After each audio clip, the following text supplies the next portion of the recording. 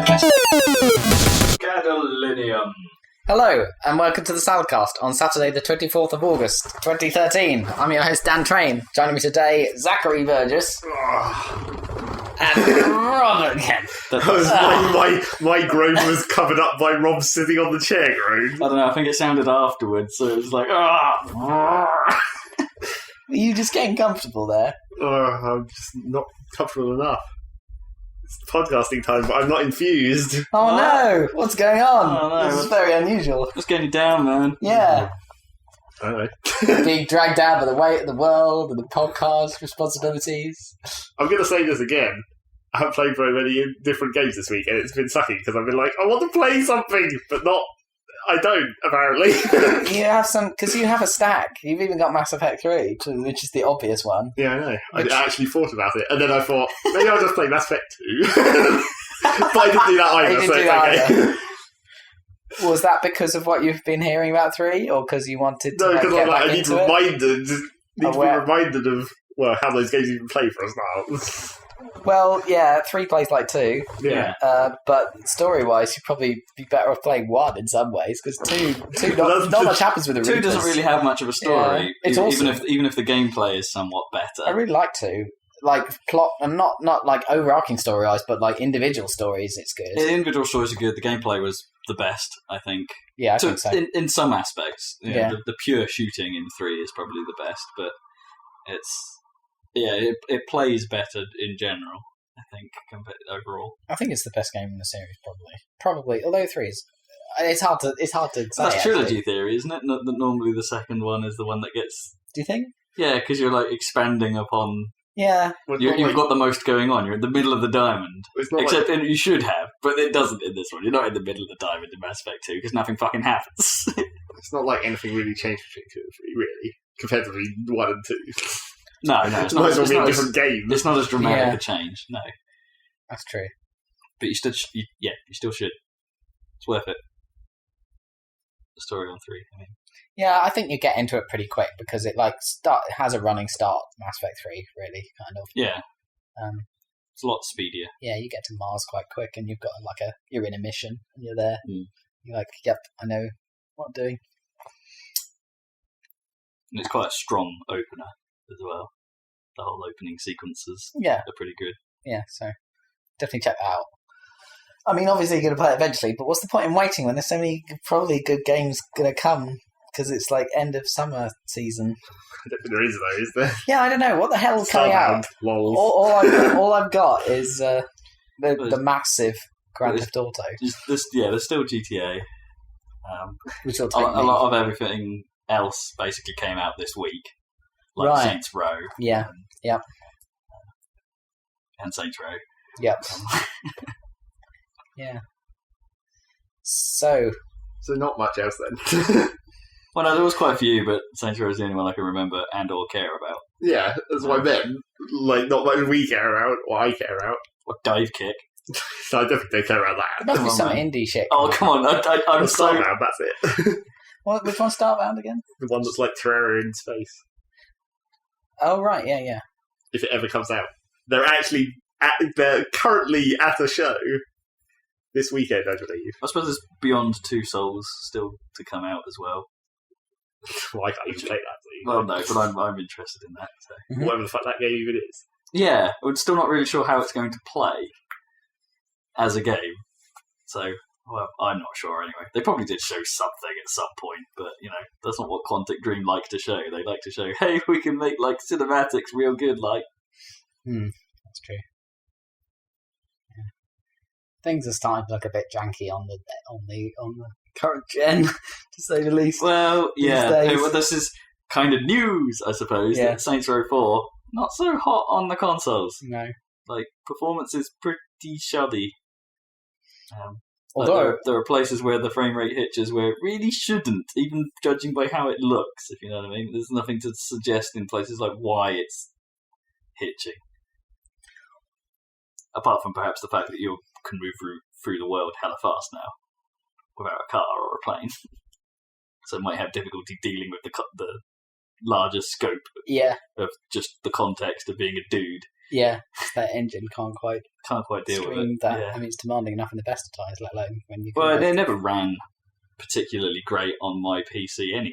Right. Yeah. It was, it should have run better than what it is. It's not the most efficient engine, so it's definitely showing its age. No, the most telling thing was that we saw an advert for it on TV, and Naomi said, "Why does that game look really old?" Saints 3 look really old if you want to really be technical. It's like an old Grand Theft Auto game. Well, I guess, but I suppose it's I a played it janky on PC. open world game like all of them are. I played it on PC, but it didn't look too bad. But I think they were using Xbox footage on the advert as to be representative. And she's right. It did look kind of. We're definitely reaching the end of the generation. Yeah. I mean, all the games are and even I was watching the freaking quick look at that XCOM shooter, and that doesn't even run on a freaking PC. It seems to be busted. Oh, really? It keeps dropping frames, on a decent PC. So dear. It's obviously technically screwed. That's a bad sign. Yeah. Anyway. But that comes out of 2K, doesn't it?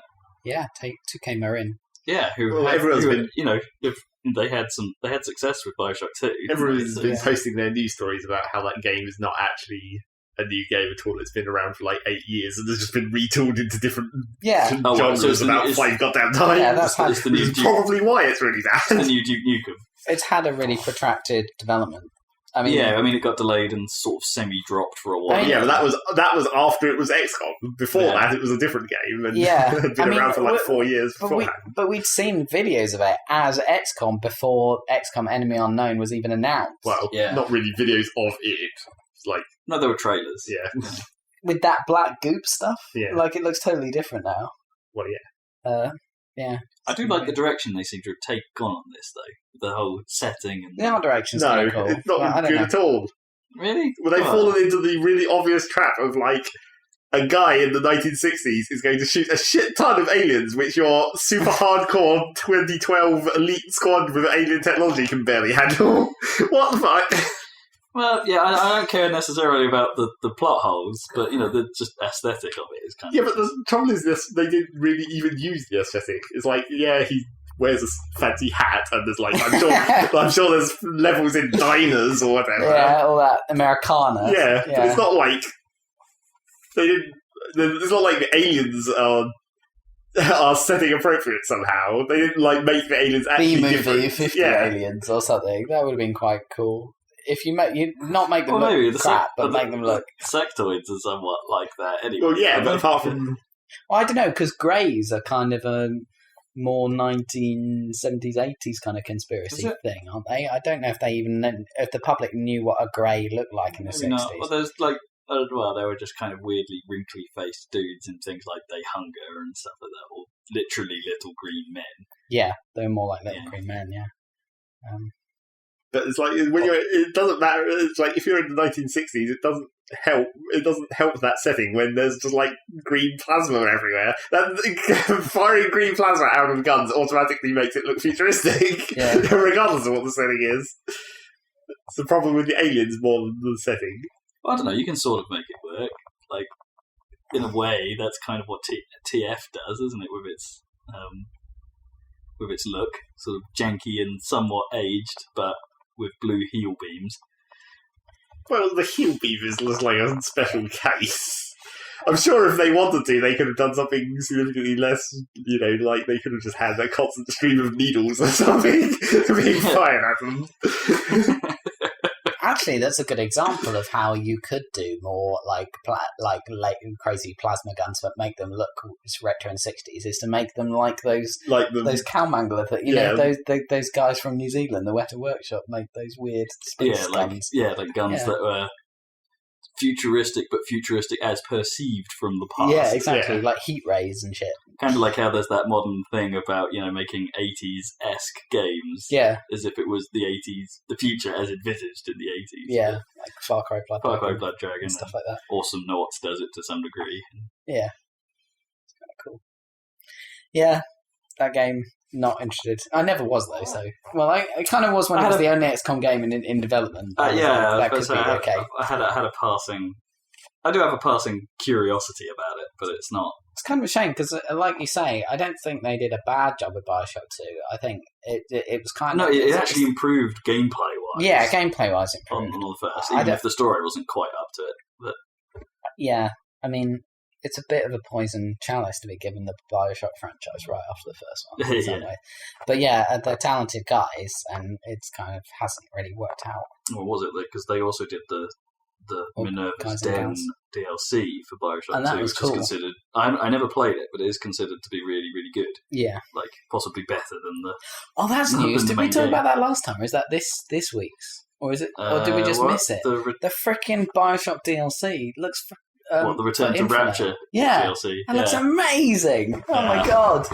Can't I wait know for it's... that. But the problem I have with that is, like, yes, it looks great, but I'm not entirely sure why I'm that enthused about it, because it's Rapture again. I've done that twice. Yeah, but... It's like, but yet something in me is going, yeah, but it's fucking Rapture! And this is Rapture before the fall as well, Yeah, at least at first. Which could be really interesting. Which is super cool. And, like, it literally takes place the day before everything goes wrong. We should talk... Yeah, okay, that's cool. We should talk probably a bit more about that later, because I'm not entirely sure how it fits into Infinite's plot lines. Okay, but we shall find out. Yeah. Yes, you've got that to talk about, I guess. Good. We should okay. probably leave that to That. the end, lest we want to go spoilerific. We seem to have skipped random completely and gone straight to news. But we're news. Okay. Other news. What happened? It's been 2 weeks. Yeah. And of course that means there's been 2 more bits of Xbox news of note. Like they can't go a week without saying something that's somewhat intriguing. What have they said now? Well, the first thing that happened since last time was that Kinect is no longer required to use the console. Thank fucking God. But they will still sell you it. You still can't avoid That's having okay. it. I don't mind that, as long as I don't have to have it plugged in. That is brilliant. For me, that's like that was the biggest barrier in many ways to yeah, and for a lot of adopting it. people, I'm sure. But now you're in that this weird scenario where it's going to be interesting because it still means that developers could, in theory, say people are going to have a Kinect. Yeah. And so design games for Kinect or with Kinect features in relative safety. Yeah, they will. But at the same time, from a consumer point of view, it's kind of a weird one because it means you're still possibly being charged this extra $100 for something you're not going to use. Not necessarily. I mean, this is what I mean. It is a big wishy-washy, I'm not sure, is it going to play out like that? Is that what people think kind of thing? I mean, for me, it doesn't care because I kind of want to see what the new Kinect can do. Yeah. Because from a technical standpoint, the first one was a fascinating bit of kit, and now from what I've seen of what the new one can do, I want to see what it can do. Like, how does it actually improve my life, if at all? Yeah. I'm not. I think this is, from my point of view, this is fine. I think it's a good move because it is for those NSA naysayers. It's not really naysaying, is it? I suppose. Yeah. For those NSA worried people that they're going to get up to some hardcore crime in their living room and the NSA can see it. Yeah. I just don't know. I don't really want a camera or a microphone that's always listening, even if it's only listening for the words Xbox on. I don't really want that particularly. But it's not too much of a jump from where we were in the first place, where you could just disable it all anyway. So it's now it just doesn't require the physical attachment. Someone's just flipped a switch somewhere that says, "Do I care about Kinect?" No, in the code. Yeah, it's like the whole world. Yeah. No. But it's weird because if you to put Kinect sales alongside overall Xbox sales, the figures were actually a lot. The number of Kinect sales is actually a lot higher than I thought, because it's like 80 odd million Xbox sales. Right. Kinect has sold 24, 25 million units. Okay. And that's both separate and as a bundle. Yeah. Okay. Admittedly, it's kind of tricky, I think, now to get an Xbox without a Kinect. I'm not sure there are many. Most packages, I think, come with one. Oh, okay. But even presumably so, not that's this new crazy. What about this new one that looks like the Xbox One? No. Yeah, it'll be the original one. model, I guess. Yeah. But or the new Xbox, whatever they call it. Yeah, wherever it is. That really annoyed my brother, by the way, because he was making the website for that, and they had a code word for it, but it doesn't have a name, right? The Slim, it's not called the Slim. It's just the Xbox 360. Yeah, exactly. So it's like, God damn it. That does annoy me. I like to have some moniker, even if it's not the one they use for marketing. I like to have something to latch onto, like the Duke. You know, it's not the official name, but everyone calls it the Duke. And it's like, and the S was a smart move. Like, someone's going to come up with something for this new thing, obviously. Yeah, and it's like if people care enough. It's like people called the first PS3 revision the Slim, and now the next one is the Super Slim, or the Budget, because it's kind of cheap and plasticky. But it's they're all plastic, I suppose. But this one looks like it's going to break really easily. And now there's the Slim and the Slimmer 360. So it's like I just want some tag on it. I don't know. At least Nintendo do that, don't they? At least to separate them, so they have the 3DS and the 3DS XL. Yeah. And before that, you had the DS and the DS Lite and the DS the DSi, and the DS XL, right? That existed, right? Yeah, I did. For like the DSi XL, I think. That's right, DSi XL. Yeah. Perhaps too many markers in that case. No, that's fine. It's all good.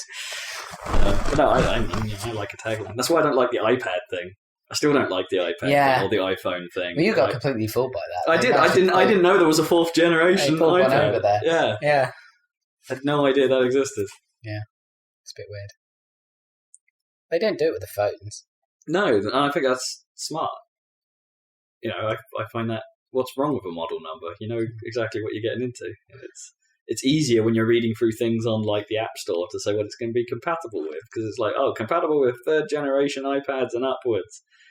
Right? Okay. There will come a point where that's not a useful metric. Yeah. And to the average consumer, they might not know anyway. I don't know. I was reading about like Google web services browser support, and they're what they do is do your version plus the previous version. Is that all? Is it the previous two versions? If it was the previous two versions, that's actually not so bad. But I think it's just the latest two versions they support. Something like that, yeah. Yeah, but that currently means they support IE 10 and 9, right? Yeah. But like in a few months, Windows 8 Blue will come out, and that means they won't support i9, right? And that is not right. No, that's not feasible. They're going to have to make an exception for that, surely, because that's insane. Not supporting it. Anyway, sorry. Yeah. Well, because then you're definitely shutting out. Well, have they actually? Does 9 even run on XP? Have they already shut out that crowd? Yeah, I don't think 9, but XP isn't supported. Not well. It sort of is still. I think it ends support completely like next year. Yeah. You still get like security updates coming through. Yeah, but they are going to stop that soon. So yeah, which is fun. Don't run XP. Well, this is I don't think you can have much. It's kind of weird because in one way, yeah, I can understand why they're doing it. In the other way, there are going to be so many embedded systems that are going to be running XP for a very, very long time. Yeah, like ATMs and till software and that's true. I guess XP is going to be around for a lot longer than Microsoft's support schedule. Yeah, I don't know what that means. You just can't replace it all. I don't know. Does this mean that if someone finds a loophole, that the world is fucked? I can just I can hack this ATM and get as much cash as I want from it thanks to an XP vulnerability.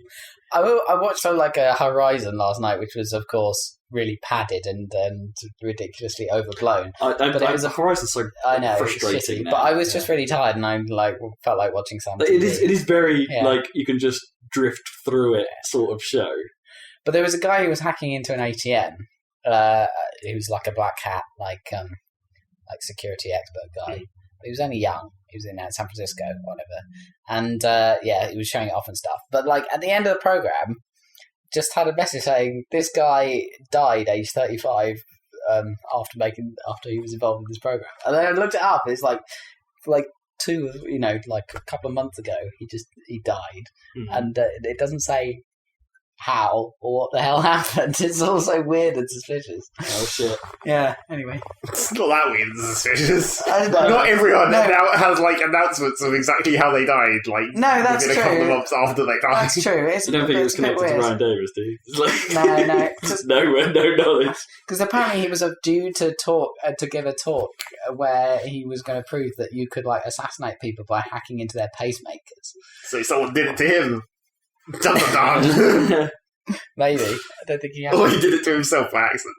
It's like, oh, I've logged on to someone's pacemaker. I wonder who this is. Oops. Oh, shit. Yeah. Yeah. I wonder if that'll be one of the things you can hack in Watch Dogs. That would be Someone's terrible. Pacemakers.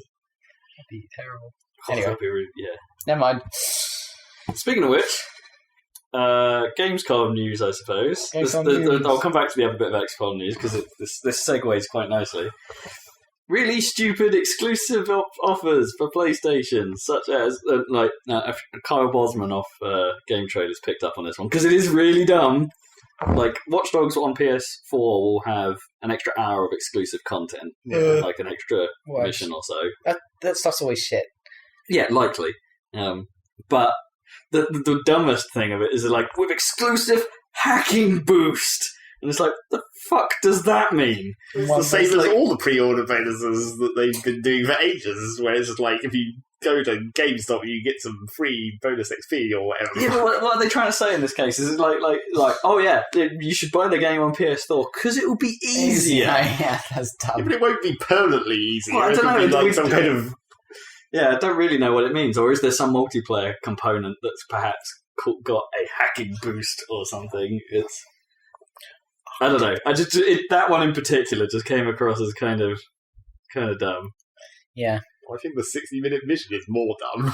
Well, it depends what it could be. You know. It doesn't matter what it is. It's the fact that like Yeah, for I some don't reason know, they've yeah. decided console exclusive at actual level Yeah, that's going too far. but you know, Shitty it's, hacking boost. That's fine. that's the thing. It's a ploy that both Sony and Microsoft now seem to think works. Is these little exclusive things. It's like, you know, the Call of Duty timed DLC exclusivity that Microsoft must pay through the nose for.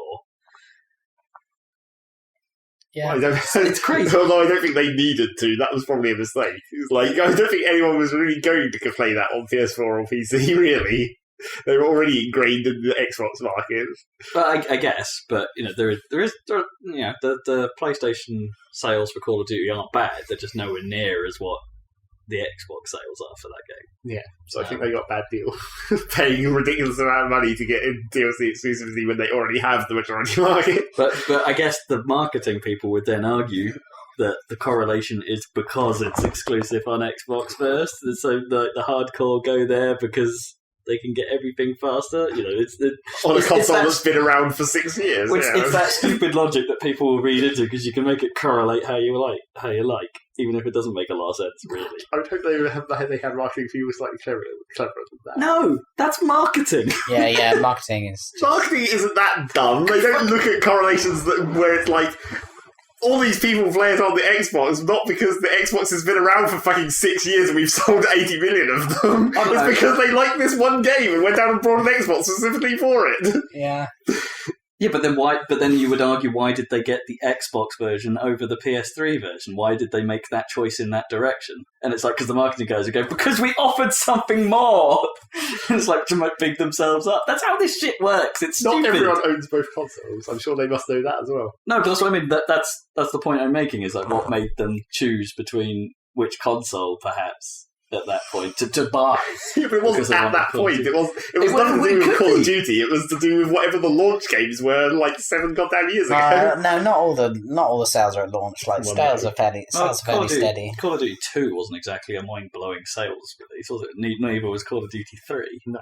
They did well, but they didn't do mind-blowingly well. It was only till COD 4 came out across both platforms that things suddenly kicked off. I'm fairly sure that most people marketing consoles know that, like, But then why would they the keep percentage doing of sales it? that you get from a game is probably not very high. But then From why? people buying it for a game. But then why would you keep doing it? Is the thing? Why do they keep doing There this? must be shit? some other Is- metrics that we don't know. They must think it works because they keep doing it, and that's the damn thing. It's like the one that grinds my goat, well, fairly recently. Grinds my goat. Yeah, there you go. No. It's a stupid phrase, but I'm going to say it. It's a combination of it's a get combo my phrase, gears, yeah. get my gears, and Get my gears. No. Grind your gears, grind your gears gets and my get goat. your goat. Get some gears. You could get some gears. It really gets my gears. That works too. Grind my goat. Grinds my gears. Oh no! But I don't know, gears. conversion funnels for e-commerce, which is technically in my business space, I suppose, of late, and it's Business space. yeah, it's just It's been my space of late. I don't know, but conversion funnels for websites, for instance, are a kind of dumb thing anyway, because people will argue it's like, well, why do we have a drop off at this point? And usually there's a fairly sensible reason for it. It's like, oh, why do we have such a large drop off at the basket stage? It's because people have worked out what it costs at that point. They have a total. And it's like, and then they can make an informed decision about whether to proceed or not. It's like, that's why you have an enormous drop off. It's simple. It's not because your process is flawed necessarily in that spot. It's just how you want to look at it. I don't know. It's just made up bullshit all round. Yeah, there's quite a lot. You have to wade through that.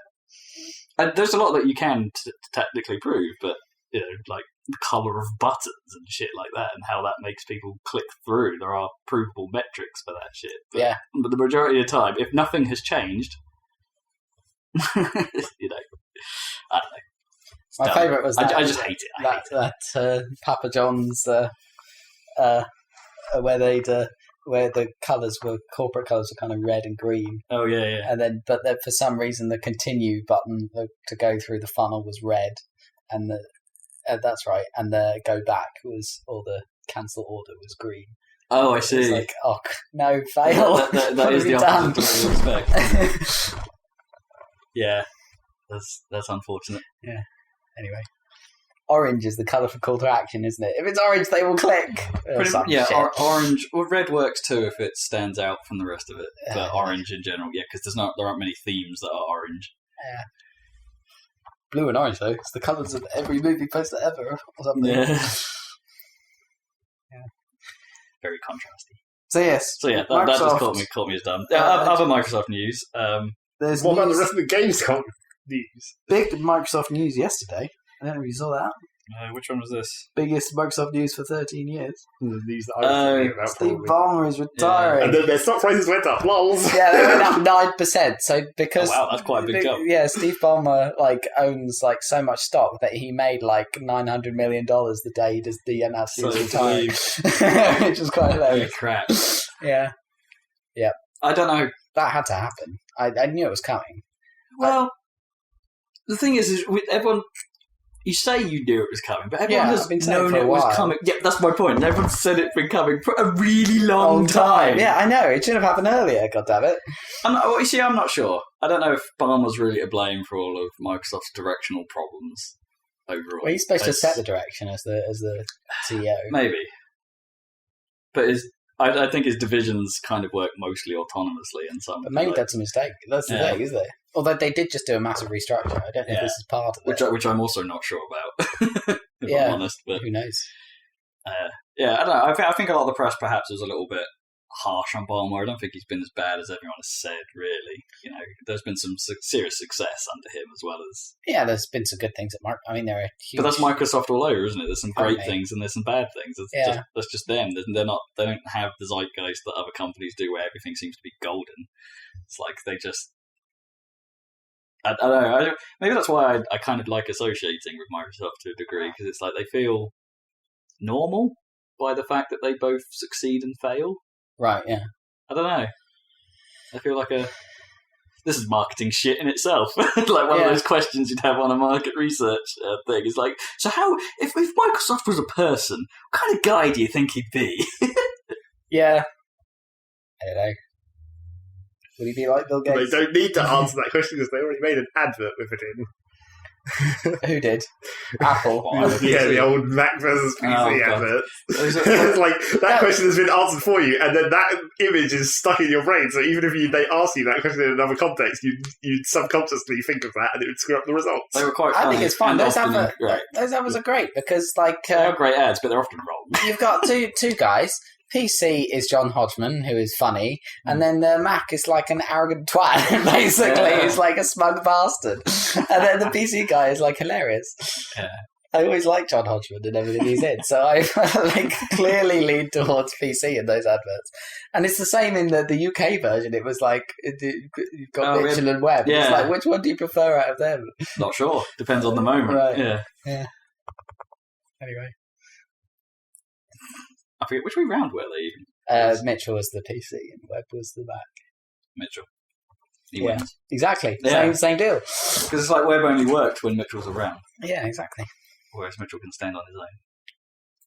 There you go. I don't think it's a good analogy for PC. Great movie mistakes. But yeah. Doesn't really fly, does it? Any of those shitty programs that Webb presents. Sorry, is like they're never quite good. I mean, Microsoft has a bunch of Sorry. awesome stuff. Like Windows 7 is a decent operating system that Yeah, I it's really liked great. using. All the developer stuff like .NET and Visual Studio is great from my point of view. I mean, having switched to I don't think I've ever come across anything that's as good as Visual Studio for just. having switched to Java recently and using to be fair, the IntelliJ is pretty good as an IDEs go, but I mean it's horrible working with that stuff compared to .NET. Anyway, and then Xbox. I've always liked the Xbox. Yeah, something about what it does that's just more appealing. Yeah. To us, anyway. We are a kind of, I guess, more Xbox-centric than we are PlayStation-centric. And I know a number of people who think the other way, so it's... So, yeah. But, I wouldn't buy a Surface RT, or I don't like the direction of Windows 8. All these things they're doing recently... Oh, I like 8. Having not used it, I suppose, in particular hardware, that may be a misplaced judgment, but I do like Metro, and I do like the... perhaps the... what's the word? Is dichotomy the right word? For the split nature of 8 is perhaps not so great. It's a bit schizophrenic, yeah. That's a better way of putting it. But it's bipolar. But it's maybe you go from sort of depression to total madness. Well, it depends. If you get depressed when you suddenly hit Metro. But it is I don't know. The weird thing is Metro seems like, depending on how you use that thing, Metro sounds like it could be such a minor part of your involvement with Windows, really. I mean, yes, it's the start screen, and you've got some of the stuff in Charms, if you really want it, but you can spend all your time on the desktop, really. I think the Metro thing is a bit weird because I know they're not allowed to call it that, but Metro was just a design language. Yeah. And I thought it was really nice. It is nice. But I thought it was a bit odd the way they applied it to... Because in theory, if you look at Visual Studio 2012, whatever, that's supposed to have the Metro design principles applied. Sort of, yeah. And it kind of does. It's a bit... and I think Metro it's quite nice. Ish, yeah. And other things, too, have some nice and Windows.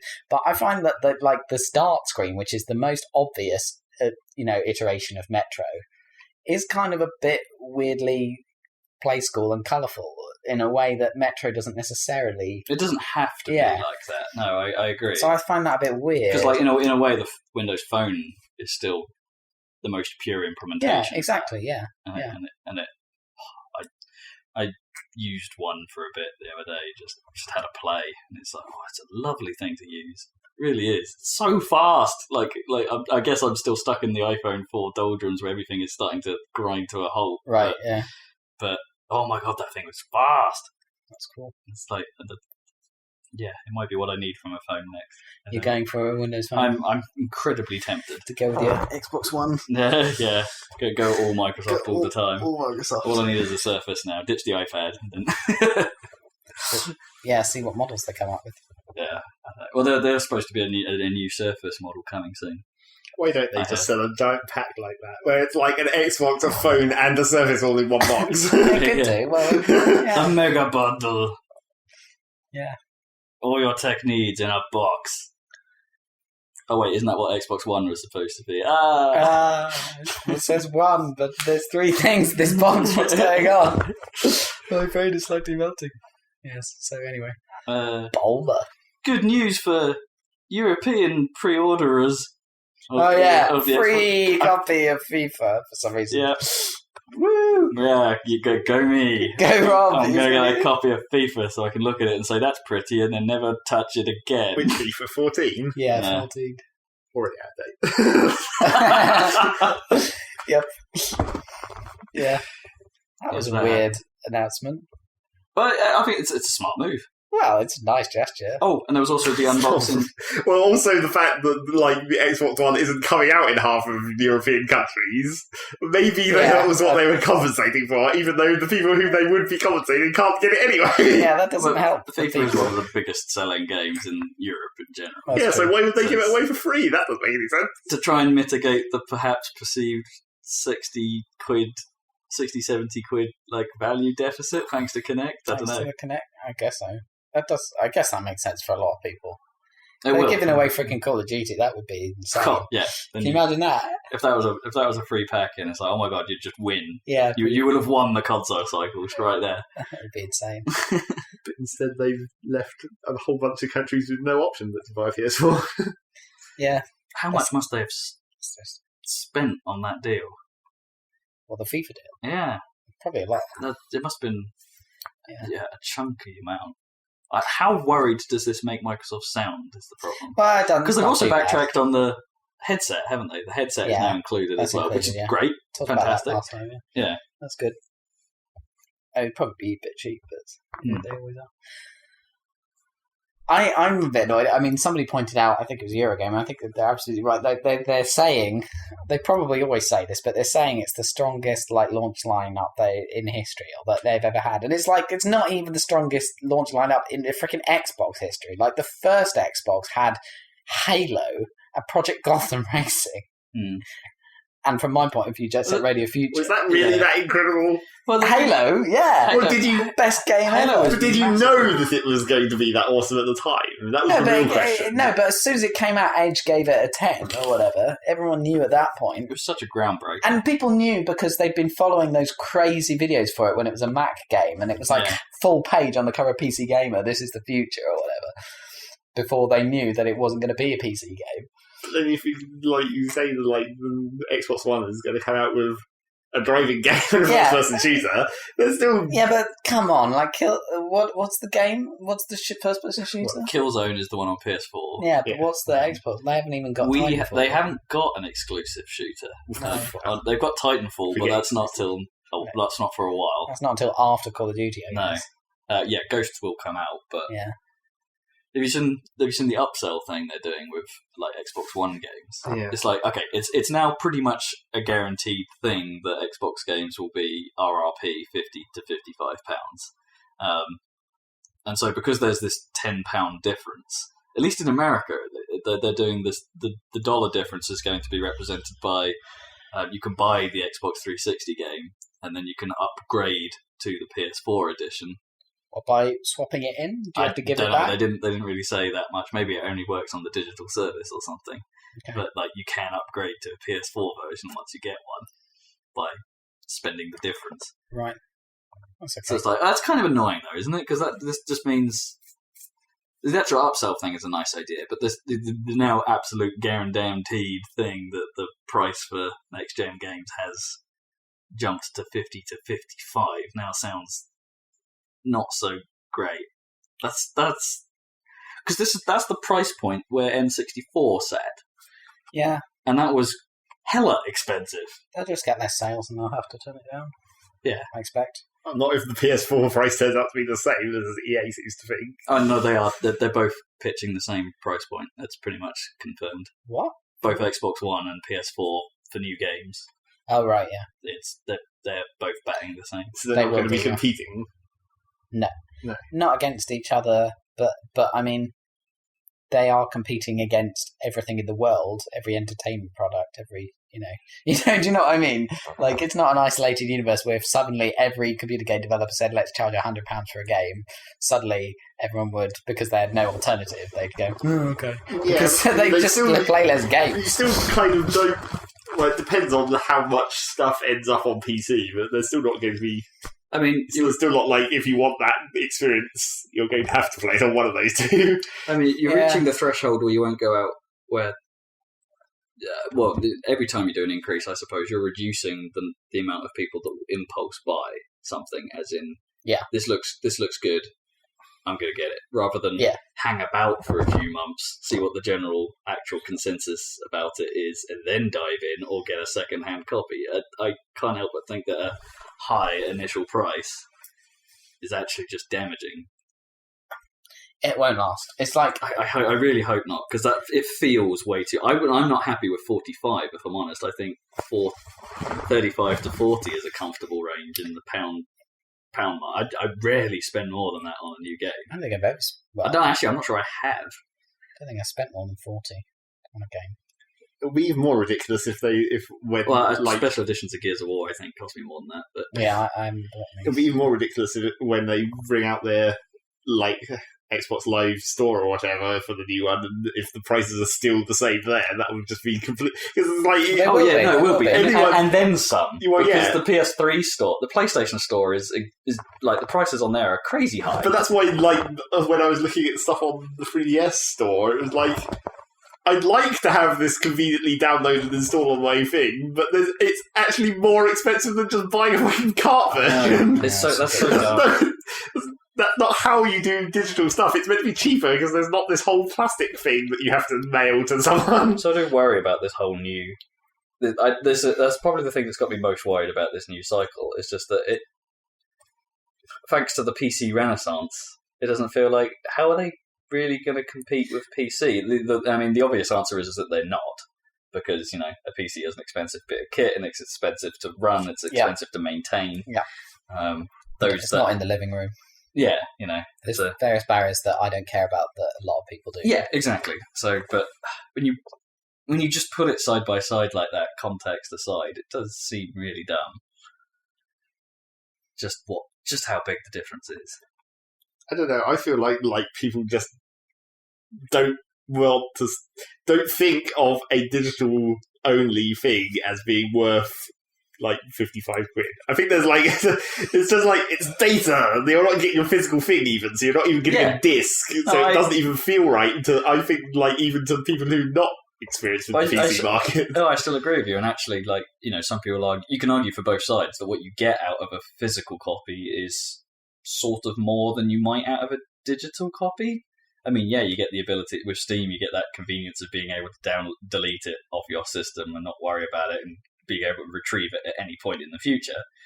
But with a disc copy, you know that if something was to ever fuck up with your console, or if the services were to go down, or if you want to share it, that kind of stuff, you have all those capabilities because you have a physical copy.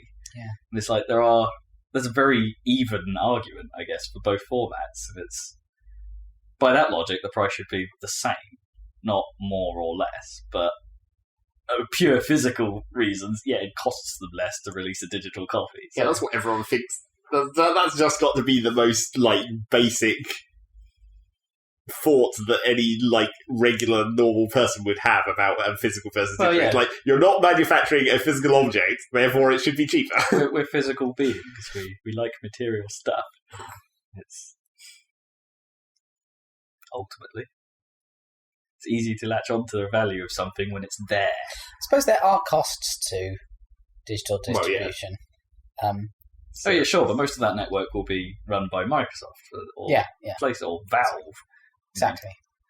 But that's what I mean. That's why they get... they must have a big cloud, either of both. Presumably the cut that Microsoft or Sony or Valve takes off every sale must be somewhat equivalent, I guess, to the cost of pressing a disc.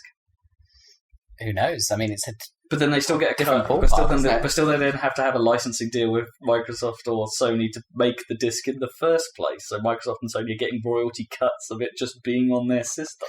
Well, that's where most of the money comes from in the current exactly. consoles. Yeah, that's how you make profit on consoles. Yeah. It's through games. I imagine that regardless of at this point, servers and network infrastructure and all that stuff has still got to be cheaper than getting a fucking factory to make goddamn CDs. Well, otherwise, why would we be doing it? Is the thing. You're right. Why would we be going down this route of having servers? Because that's why computers exist, isn't it? To make stuff simpler and cheaper to do harder stuff. In theory, I don't know. It worries me, is what I'm saying. We'll probably all just buy into it because that's what people do. But I won't. well, Unless there's some kind of epic, awesome game of ridiculousness. well, no, you managed to skip this cycle. Yeah, exactly. That's interesting. It is interesting that you managed to skip this cycle. I mean, there must have been a few. I mean, for me, I haven't got a PS3 throughout this entire cycle. But I mean, if I hadn't been able to come over and play Uncharted 2 on yours, I would have been quite disappointed, I think.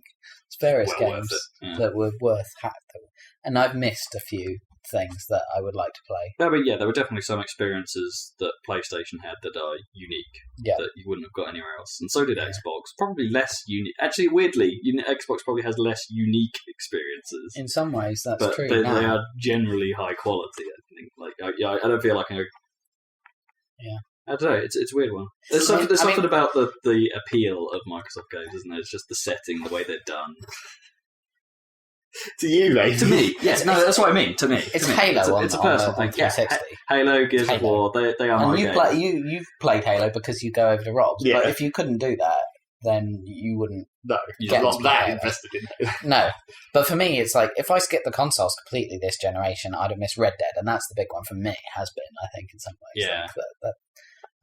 That should have come out on PC. It's ridiculous. It hasn't, but yeah. Do you want to segue into your GTA 5 now? No, let's segue into the other obvious segue off that conversation. What's the news, though? The segue of like the other Gamescom news of there's now going to be a really cheap PS3, so theoretically you could get one. Oh, yeah. SSD powered. Yeah, they made an incredibly 12 gig hard disk space. incredibly tiny hard disk PS3 for like Might be I quite can't nice. remember what the European price was. If you need a It's like Blu-ray player. $200. Yeah, that's good. It's a good price point. And they price dropped the Vita Hey. and Vita memory cards because those are a hell of a rip-off. Well, yeah.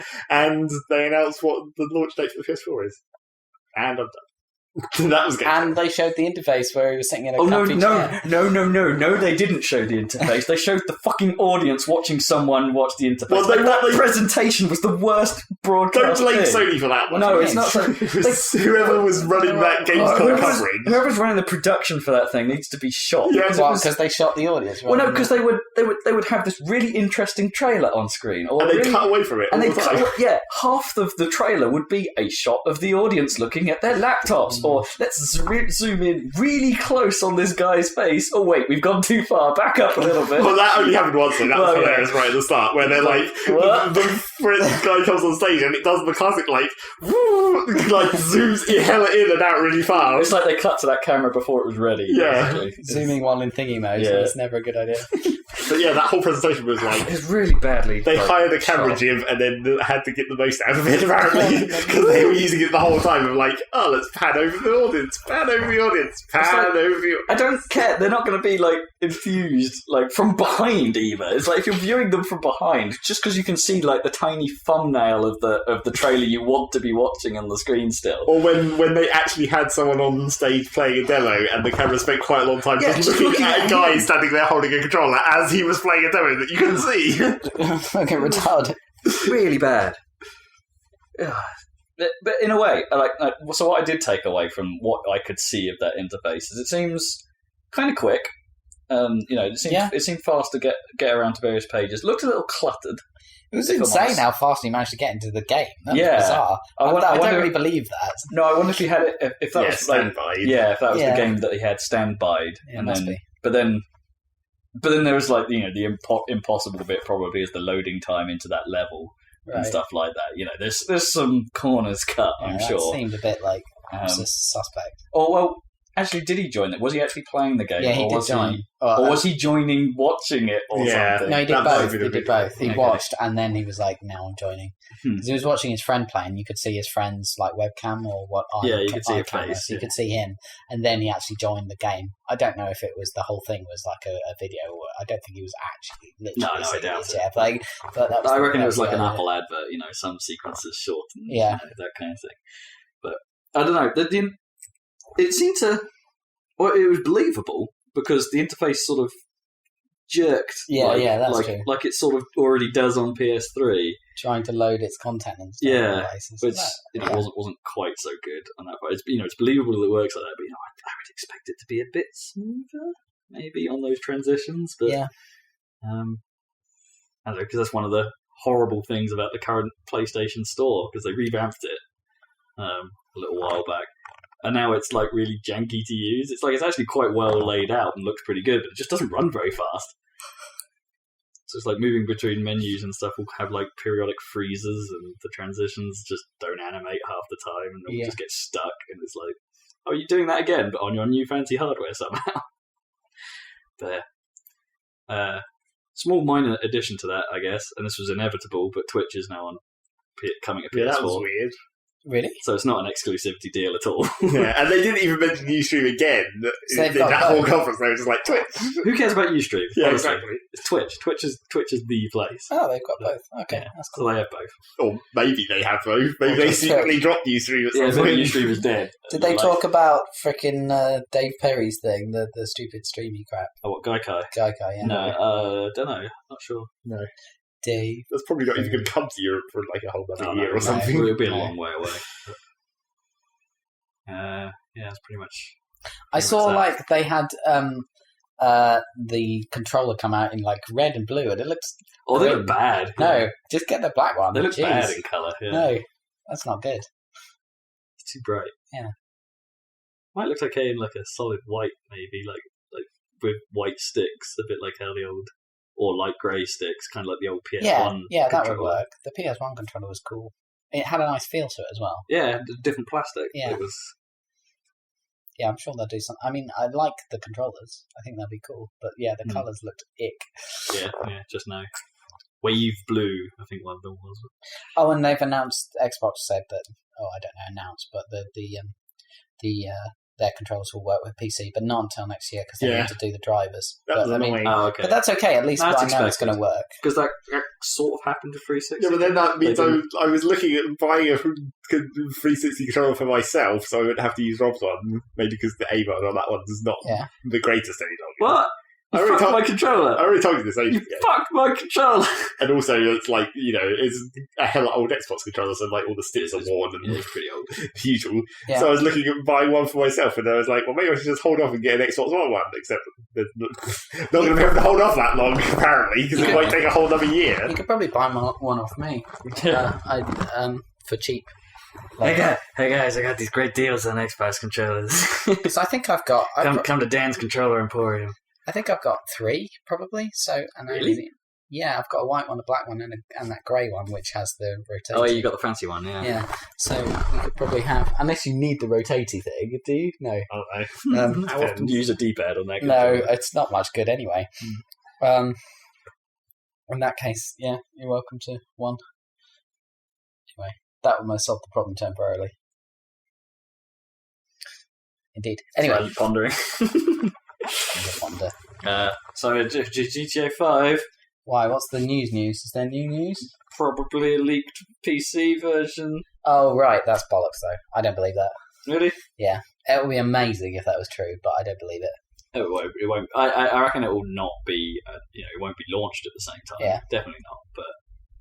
But It will come out eventually. Yeah. But I it's can't done- wait. It's That's done. ridiculous. I think it would be silly if they didn't. Yeah. No, In the same way that it was silly that the Red Dead never came out on PC. every other GTA has come out on PC eventually. Not Red Dead, but that's not GTA. Yeah. But I mean, And it's properly penciled in for 20-something of September.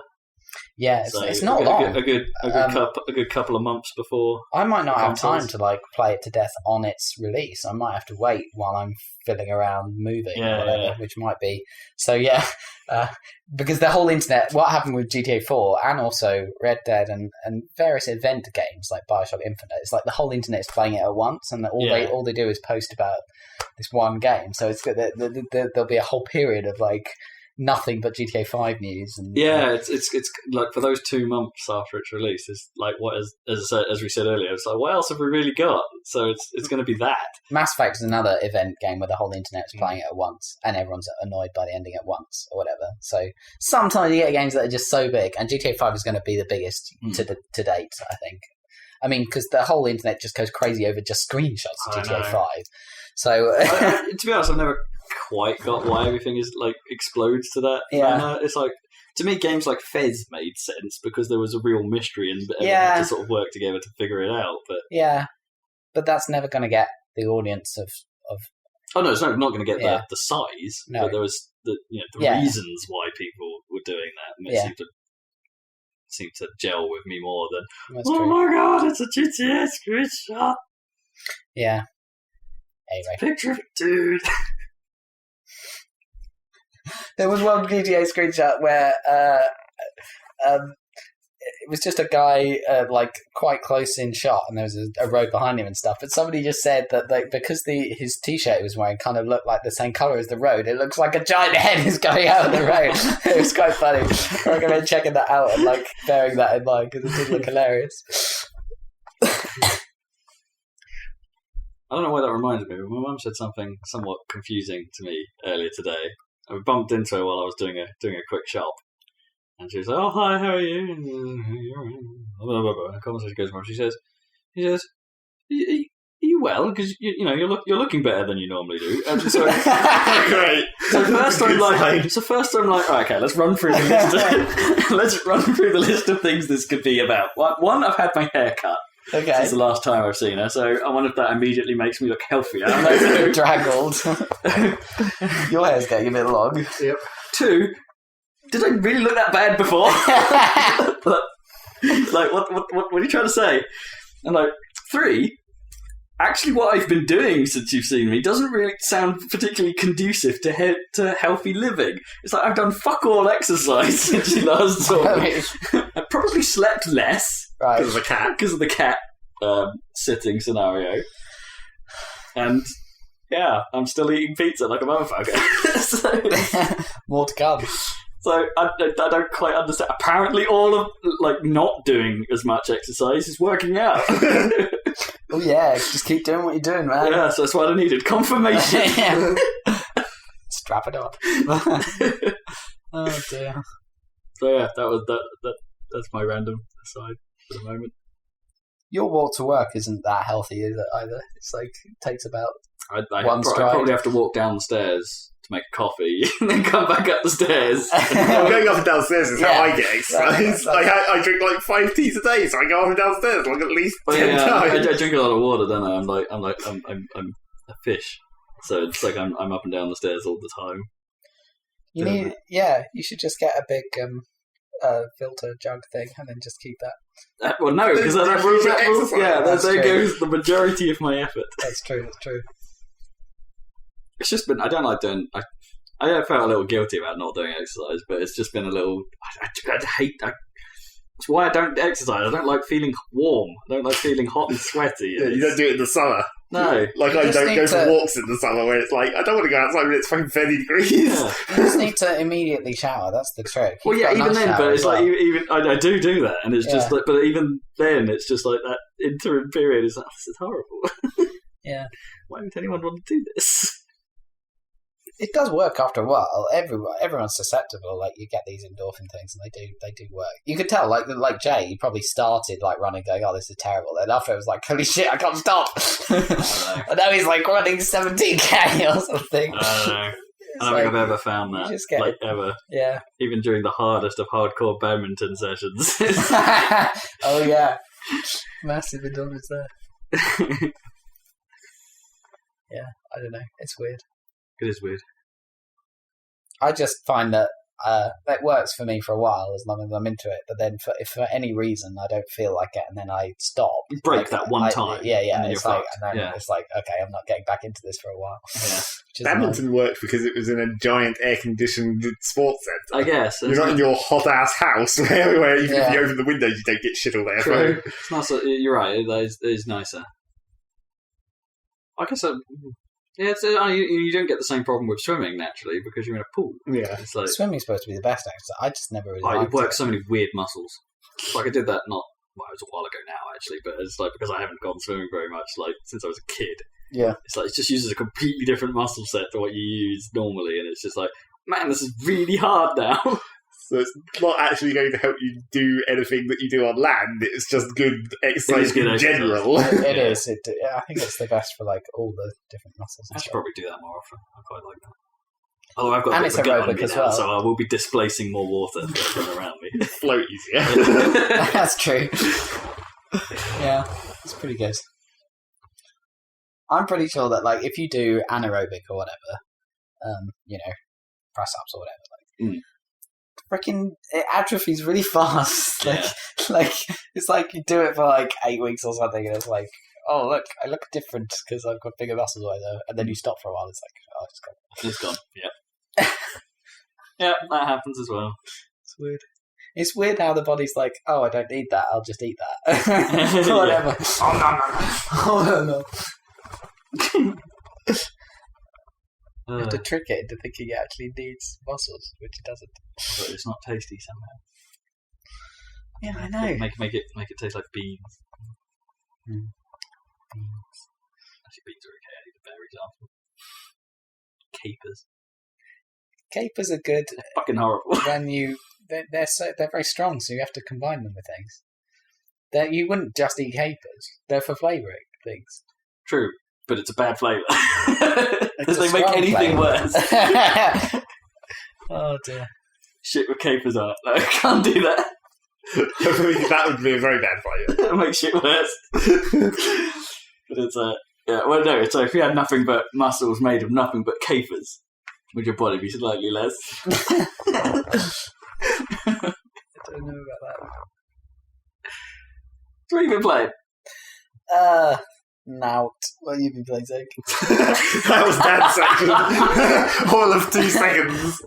I haven't played anything. You logged on to Steam last night. I mean, come on. Yeah, I was logging on trying to get hold of John so I could talk to him about this moving plan. Oh. And I logged on earlier and he was playing Dota 2, but Yep, he didn't respond. naturally. He didn't respond to any. Of course not. He's got 45 minutes of hardcore I concentration know. to I get said through. I'm sorry if I'm interrupting any crazy strategy. You probably didn't even hear the message pop up. Well, apparently he didn't. Anyway, so that's why I logged on. Played a little bit of the Magic game, but not much more. I actually played physical real Magic as well with Oh, really? a bloke from a guy from work. Oh, that's cool. So that was quite fun. So he's gone out and bought a whole set of core. Oh, what, Core 24. 2013? So you infected him and now Yeah. you're going to leave. well, like I taught him how to play, and he like beat me 3 times in a row. I was like, oh god damn it! It's hilarious. Did you teach him on a core set or No, I taught him with those. with the funky decks? Yeah, they're like set decks from a few years ago.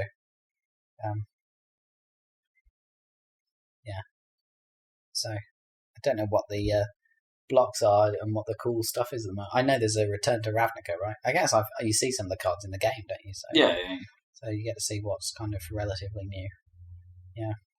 But those ones that I got from a few years ago are good because they have the double mana symbols, and it just heavily reduces the mana screw, so it makes it quite a lot easier. But I guess they didn't. That was never going to be rolled into the full game. So I guess they can't it was even like a set special. Yeah. So those things do resurface periodically. sometimes, but they can't even put those cards into core because they're that double mana symbol is a bit too specialized. Every now and then there's a set that has a set of rules that only lasts for that set. Yeah. And disappears. Yeah. Anyway. Because it had a bunch of... It was a bit weird, those sets, because they had, like, the cards that had the say, red and blue mana symbol, they were both red and blue, and then you had, like, enchantments where, like, if this creature is blue, give it this buff. If it's red, give it this buff. And, of course, if it was both, it got both the buffs. Mm. So, all kinds of craziness. Yeah. Those are some interesting mechanics. And wasn't there, like, things to make a creature count also as another colour? Yeah. So it could belong to multiple colours, and therefore you'd get the buffs. Yeah, there were various like artifacts for like changing the colour of things that you could. A few tricks. Yeah. It was like one of those things back in the day. I think this was in Tempest time, something like that. When Tempest is like one of the first blocks. Special sets. Yeah, because I think it was almost certainly Ruben would play with a shadow deck. Because Shadow was a bitch. Yeah. Because it was like... Shadow was the cheap tactic of the time, whereas, like, nothing can stop it, apart from more Shadow. It's exactly like flying, except it was something it else. wasn't exactly like flying, because flying has, like, limits to... Flying creatures can block normal creatures. Yeah. I don't think shadow creatures can block normal creatures. I really know. I thought it was exactly the same. That Shadow could block anything. I think Shadow can only block Shadow. Could only be blocked by something. And can only be blocked by Shadow. I think that's what makes Shadow different. Hmm. I think that's right. But yeah, you can't block it, but it also can't block you, so it has that disadvantage. And then that was followed up by the equally cheap, the Encores. Just shift damage around all over the place. The Encore White Weenies of Doom, yeah. Well, that was evil, yeah. Who played with Encore deck? Someone we knew did, Someone. yeah. Was it Robert Settle? I can't remember. Anyway. No, I can't remember. Yeah. Someone we knew did. But... So screw those specialist rules. Just stick to goddamn basic magic. But yeah, I don't know. Basic magic is kind of fun, though. Yeah. In a sort of simple kind of way, but it's true. But, magic ultimately is about as much luck as it is about the deck. The deck can obviously help, but there will always be scenarios you just can't fucking get out of. Because the way the cards... Because of the hand you're dealt, man. Hand you're dealt. Yeah. Anyway. True debt. So, yeah. Go on, Zach, what have you been playing? Magic. We extended Dan's section. Yeah. Oh, can we talk about... I finished XCOM last time, so I can't talk about that. But can we talk about Enemy Within? Is there anything to talk about, really? I think it looks awesome and cool and fun. Is it an expansion? Yeah, it's an expansion. Okay. No, it's not really. It's an expansion in the same vein as like a Civilization expansion, in that it changes the game. I see. It modifies... rather than being more content. Well, not exactly the same way. Well, no, actually, I guess kind of. Yeah. But it's like, I wouldn't even call those expansions. There's a bit of like... Well, it is. It introduces like mechanics and maps. And units and all kinds of stuff. That's mechanics, really, in XCOM. It's a rule set expansion. But it's not like new story or new... The story's the same, but it's It's just a different way to do the same things. But there's more elements to the story, right? Because of the like the biomechanical shit and all you that can stuff. say more elements to the story, but that would just be like the lab. There'll be a single FMV where the lab owner is like, "We've decided to make cybernetic limbs." It's not going to be an actual story.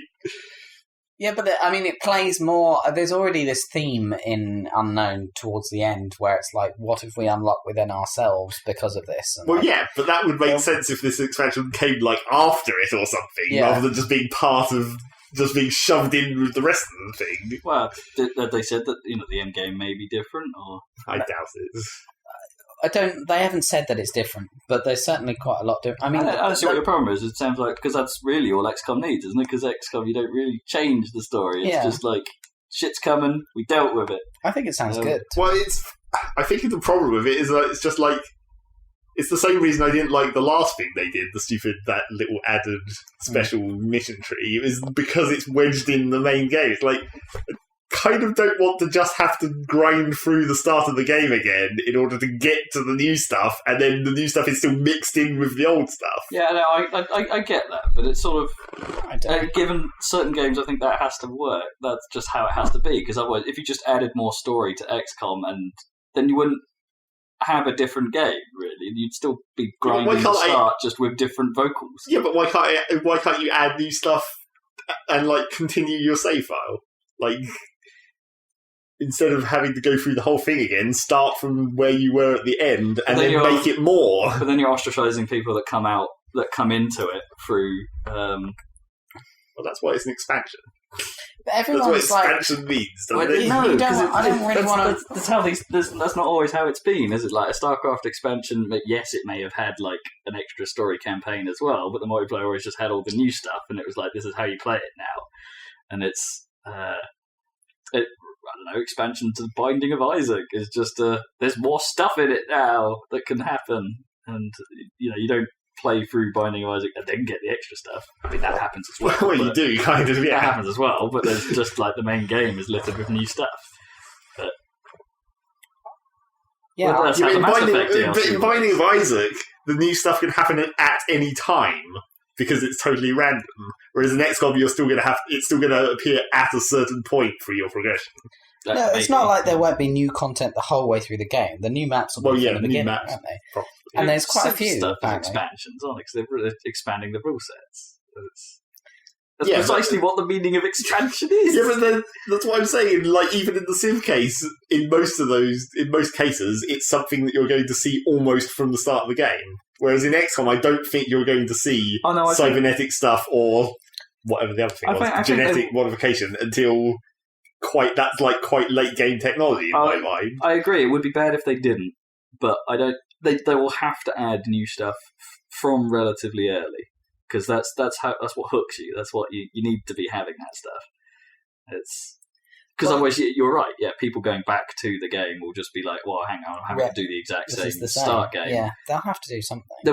I would be really surprised if they did. But the maps are a start because, like, they're saying they've added a lot of UFO crash sites, and now there's like crash sites in urban areas. You're no longer like out in the wilderness and having to do that same thing over, which was a problem in the original. Yeah. So I mean, that's a good start, and they've added the farm map back, which was like the classic XCOM. It's not really the farm map though. That's the trouble with adding a farm map. It's like they haven't added randomness.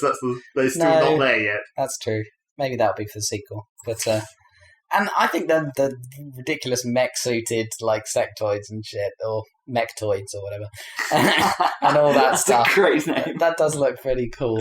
I don't know. I'm looking forward to that. I like the idea of I want to play it again, and I quite like it. Well, you've only played it once. So I guess that's good. I quite like to have new content that time around, so I'm quite happy. But, I think it would be nice if I was to come back to it at some later date. That there would be an option to do it slightly differently. Yeah. Because currently there isn't, other than making it harder. Yeah, exactly. So I'm quite pleased. I think maybe the other problem with it is that, like, it's sort of the game is balanced to be paced at that exact rate it goes. Because like you almost don't have time to dick around. I imagine if you hold off from researching. You think they wouldn't bounce it to the news? Well, no, I'm not saying they won't. They'll make a game take longer, I expect. Well, but it's like it doesn't feel like they can do that very easily. Oh no, I'm not saying it's an easy thing, but I trust Maxis to do it. Axis? Firaxis, sorry. Because you're like...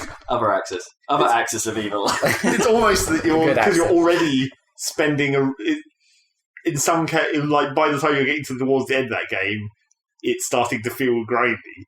Which was a lot bigger problem in like the original game, where when you got towards the end of that game, it was like, oh shit, I've just got to grind these shitty missions out for like several months while I wait for people to get side trained. But that entirely depends on how you ended up tackling this one. You know, it probably would have been, you probably could have paced yourself through this one and ground at just the right rate. Well, no, I mean, neither Dan or I really did, because Dan ground at the start and I ground at the end. Yeah. Well, I think I pulled off a fairly straight run, but it's just. There's only you just do the same thing. It's like once you get to the point of having, you're not really doing anything different. The new guns are different; they're just more powerful. So you've been doing the same thing the whole time, just with different graphics, basically. Yeah, but this time you'll have new guns and mechanics. Like they won't be just the same thing, but more powerful with different graphics. Well, that's what I'm saying. So they've got to make sure they get it balanced to the speed of the game to not make it seem like you don't want to. We don't want everything to turn up to be a grind. Yeah, that they do. But they've got to get it right. I agree, but they got this first one really right. So, and there aren't many Civ expansions that are bad, are there?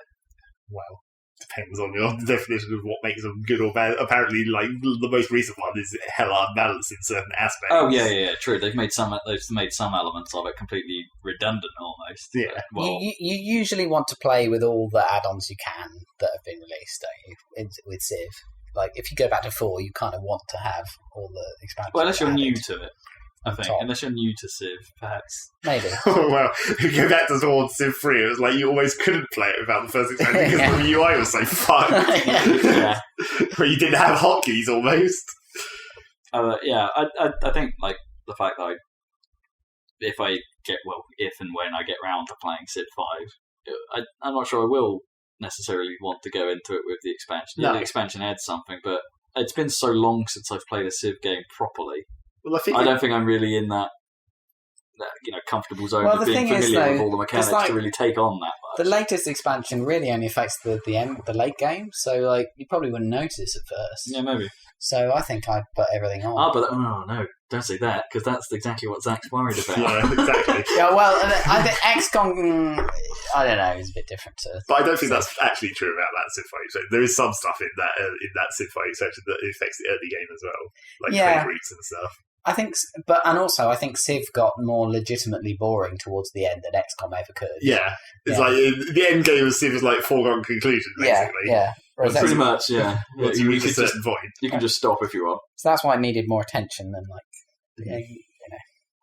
XCOM, for example. Yeah. So anyway, that's It seems like the logical move for them, doesn't it? I think so. To follow on. I'm quite pleased. One, they should have just made an actual expansion and like Terror from the Deep or whatever, where it's more like actually totally different. Yeah. Well, maybe environment. they'll make a new game. Oh, and it might still be It free on probably will. PS Plus as well. XCOM Enemy Unknown has been on PS Plus for a little while. That's cool. It's getting even more traction. It's getting people who wouldn't. I know a few people who wouldn't necessarily have bought it that have picked it up and are enjoying it immensely.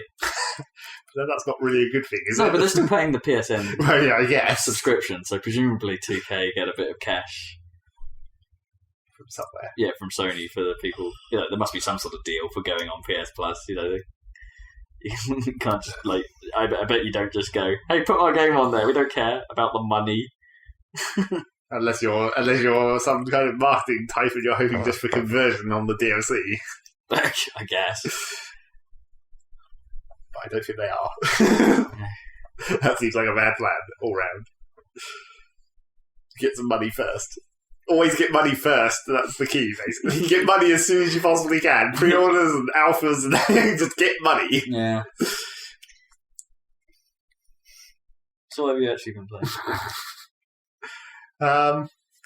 Well, I've been playing mainly a goddamn ton of Guild Wars 2. It's time to go back into that. Where well, basically the last 2 or 3 events that have been happening, I've got into their schedule now for their event updates where they do one like every 2 weeks more or less. Mm. But like the last 2 or 3 have just been insane amounts of loot. Just Yeah. so much fucking loot. Oh, I've jumped in on the last 2, haven't I? Yeah. It has been bonkers. It's been hard to keep your inventory empty enough. Yeah. You're like having to salvage stuff while you're also running towards the next event. Yeah. You've got your inventory open and the salvage is like, clear some space quick! So yeah, that's completely devalued the market for well, it's like greens were devalued from the start. They were basically worthless. And then yellows were almost all, you could hardly ever get more than 20 silver off a yellow, which is what is considered the base, like the lowest price of a yellow. Because you could salvage them into stuff that's probably about that value. I think the interesting thing from at least the most recent set of events I've seen, apart from the loot thing, which is kind of cool, it's like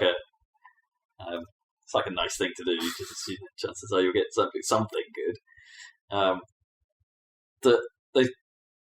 It feels like they've solved some of the issues they've had last time they've done these mass scale events, like. The Karka one went real badly, I thought. Yeah. It was just too big. Whereas this one seems to be, from what I've played of it, anyway, it seemed, it held up alright. There was, even with the fact that they've turned off culling, meaning you can see every fucking thing that's going on, pretty much, and it becomes like there's just tons of stuff everywhere. You actually can't see what's going on because you're like lost in a big pile of explosions. Yeah, because there's too much stuff. Especially if you're a melee character. Yeah, but it's cool to see. But it's just like they essentially ran into the same problem as the Karka thing, where they made an event that happens somewhere on the map, so obviously the entire server just tries to pile into one place. Which is like... And this time, the game seems to be holding up better. Well, I think it's because they spread out what was happening in that area. Well, apart from the last bit, where Apart from you'll the have last to go bit, to yeah. the last thing. Which I haven't done yet. Well, no, you don't... But that's sort of the trouble. It's like you don't see that because by the time you get there, half the server has already got there and has already killed it. Yeah, right. Which is something of a problem. That's why the Karka Queen, because that had so much health, eventually everyone got there, more or less, between the servers crashing and people logging out. Yeah. Whereas in this case, it's like... glitching of the sound. Whereas, like, in this case, if you're not pretty much there immediately as soon as that event spawns, you're not going to see it. Yeah, perhaps they paced the boss wrong. Yeah, they need to give that boss some more health, probably.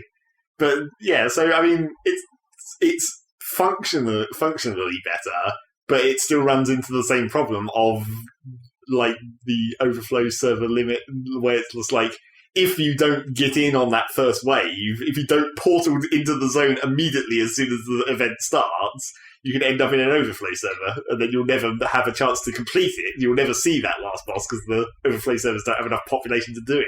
You know what I've just realised? And it's actually kind of disappointing me, the fact that I've just had this realisation after a whole year. I've just realised that the boss fights and the encounters and these world event things aren't actually as clever as some of the early trailers made it out to be. And right, the example I will use here is like, and I seem to remember saying this like a year ago that some of the big fights we've seen, like, they're not actually that smart.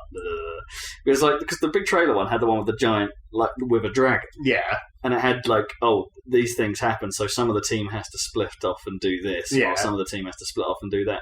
I don't think I've ever seen one like that. Perhaps the Portal one. I get. Well, it's because when those events happen, because everyone is just grinding them, because you go, like, you get the best loot, obviously, from those big fights, you never see the secondary stuff because it gets completed instantly. Like the portals, they appear, everyone wails on them and they just disappear instantly before they can do anything else, before anything else comes out of those portals or anything. Yeah, so for whatever reason, actually, all it ends up being is a bit of a just, there's the guy, shoot the guy. Well, also, it's like, that, yeah, you know what? I kind of wish I hadn't realised that. Well, I was kind of okay with it until just then. Well, we haven't got to, like, the last zone, so we haven't got to some of the really big, where, like, the bosses are, like, legendary, but they're still, like, normal size, so it makes it... Some of the stuff in Ore is ridiculously possible, even when you've got a fucking huge number of people, you actually have a proper fight. And also, we've never done any of the dungeons, the 5-man dungeons. No, true. And that's where you actually have to do, like, actual skill. You actually have to dodge and know what the attack's coming. Didn't we take part in one of the event dungeons? Yeah, we did. Once, or a couple of times. Or did we? We did the Christmas stuff. But... Oh, there was the one with the Dredge factory. Oh, right, which was pretty cool. Yeah. With the giant, like, stompy things and the shockwaves. Like the double boss at the end of that. Yeah, that was a fun extra. And, the Cube World, whatever it's called. Super Adventure World. Yeah, was kind of That's fun. kind of different. Yeah, but I mean, that's where it excels. Like, I wish they kind of applied that ingenuity to just the regular bosses a little more. Well, I mean, there are, it's fucking 8 of those dungeons. Well, we've never done any of them. True. But the trouble is getting together a 5-man team, even though you can easily just say loop a group and then you'll find people. It's not really what you want to do. No, we may eventually have 3. Yep, when get Kippers in there. Maybe Kippers can pull some people off his screen. Yeah. Get some more friends. Hopefully have a crew. But yeah. Damn it, I need to catch up. It's like Kippers is over leveling. I'm at my secondary now. So it's like, oh god, gotta keep pace. Kippers is getting ahead. Although he should just tell us when he's going to play Guild Wars more. Well, I told him to tell you, so yeah, he's aware. Son of a bitch. It's not like you would always have time to. No, it's not applicable all the time. And Kippers also plays until like 3 AM like I do, so... Oh, fuck. There's still going to be times where it's not going to be possible at all. Oh. God damn it. So yeah, I might be able to keep up. But then I'm sacrificing masses of loot because I'm not doing the awesome events with my little lady character. So yeah, that's mainly what I've been doing in Guild Wars. Just ridiculous loot events. So much stuff. I actually paid money to buy more bank space because I was fed up with my inventory being way too full. You know what? I'm really tempted. Given how much time I'm sinking and still sinking into Guild Wars 2 after a year after its release. Yeah. An actual official year now. Yeah, pretty much. And it feels worth it. Feels like a donation. But then the weird thing is that means I've spent more on Guild Wars 2 than I've spent on Team Fortress, which feels weird. Oh, right. It feels weird. Does it? Buy yourself some hats and then you'll be fine. Yeah, exactly. It's like it's not as worth, like... I don't think in Team Fortress... Yeah, well, there's an actual benefit, isn't there, from spending real money in Guild Wars? Yeah, but... sort of. And the thing was, I went and bought that bank space just before they did the when they changed it so the achievement points actually give you rewards. And the achievement point marker that I'm coming up to, you get some free gems. So I'm like, oh fuck. I put money into the system and then I'm getting that money back, except I can't actually get the physical money back. I just get more gems. So maybe I'll just buy another fucking bank slot. I'll be so far away from ever getting that. It's not even thinkable, me ever achieving that. I don't know. You probably have like loads of like 10-point achievements for like half the jumping puzzles and most of the world exploration. Well, I'm up to what? Well, what's the achievement point target for that? 5,000. I'm nearly at 1,500. So I don't know where I have all these points from. Perhaps in another 4 or 5 years, I'll finally get. No, actually, that's not actually true. I do sort of know where these points are from because if you hover over the thing, it tells you, it breaks them down into like normal achievements and daily and monthly. Oh, it would be your dailies, obviously. It's not. I don't know how I got so many points in dailies because it's like I have. You do it all the time. Not really. I haven't done it for ages before. Pretty much every time you log on, you're just like, oh, better do my dailies. Yeah, but that's only 5 points a day. No, that isn't a lot. No. But then don't you get all the extra like bits of the daily that kind of add to that? Well, you can, but if I'm just doing it for the daily reward, I do the first 5 that are the easiest. Oh yeah, I see. Yeah, the daily. Yeah, is only worth 5, but you know the bits that make up the daily. No, they're all worth 1. So doing the daily, getting the daily reward, you only need to get 5 of those achievements, so you get 5 points. Okay, jeez. And yet somehow I still have like over 1,000 points from dailies, and I'm like, how is that possible? So you've, out of the last 365 days, you've spent at least 200 days of it in Guild Wars doing dailies. Yeah, that just doesn't seem right, because I wasn't interested in dailies until they added the rewards to them. That's a fucking high number if that's true. Yeah, I don't know. It's weird. So anyway, plenty of Guild Wars still to be done. That event will be going on for another couple of weeks. Well, yeah, more or less. Grind out some more loot. Also, get tons of cash. That's the important thing. Cash is useful. Gotta get that cash. Gotta make paper. Yeah, get the money. Always get the money first. Pre-orders. And then, what else did I play? Shit, there was something else that I was going to mention that wasn't the thing that I actually need to talk about. Damn it, this always happens. Well, the thing that I actually can talk about that was new as I played through Gunpoint. Oh, right, yeah, what's it? Oh, it's Tom Francis's game. Yep. PC Gamer, when I used to read it. I think he wrote for PC Gamer when I was... Probably. He writes for Rock, Paper, Shotgun, doesn't he? They mentioned Bath in the interviews, and I was like, yep, that's all I know about PC Gamer. It's from Bath. And that Loughborough was a running joke for some reason. Loughborough. So, yeah, I played that all the way through. It's not very long, obviously. And it's fine, I guess. Fine. Okay.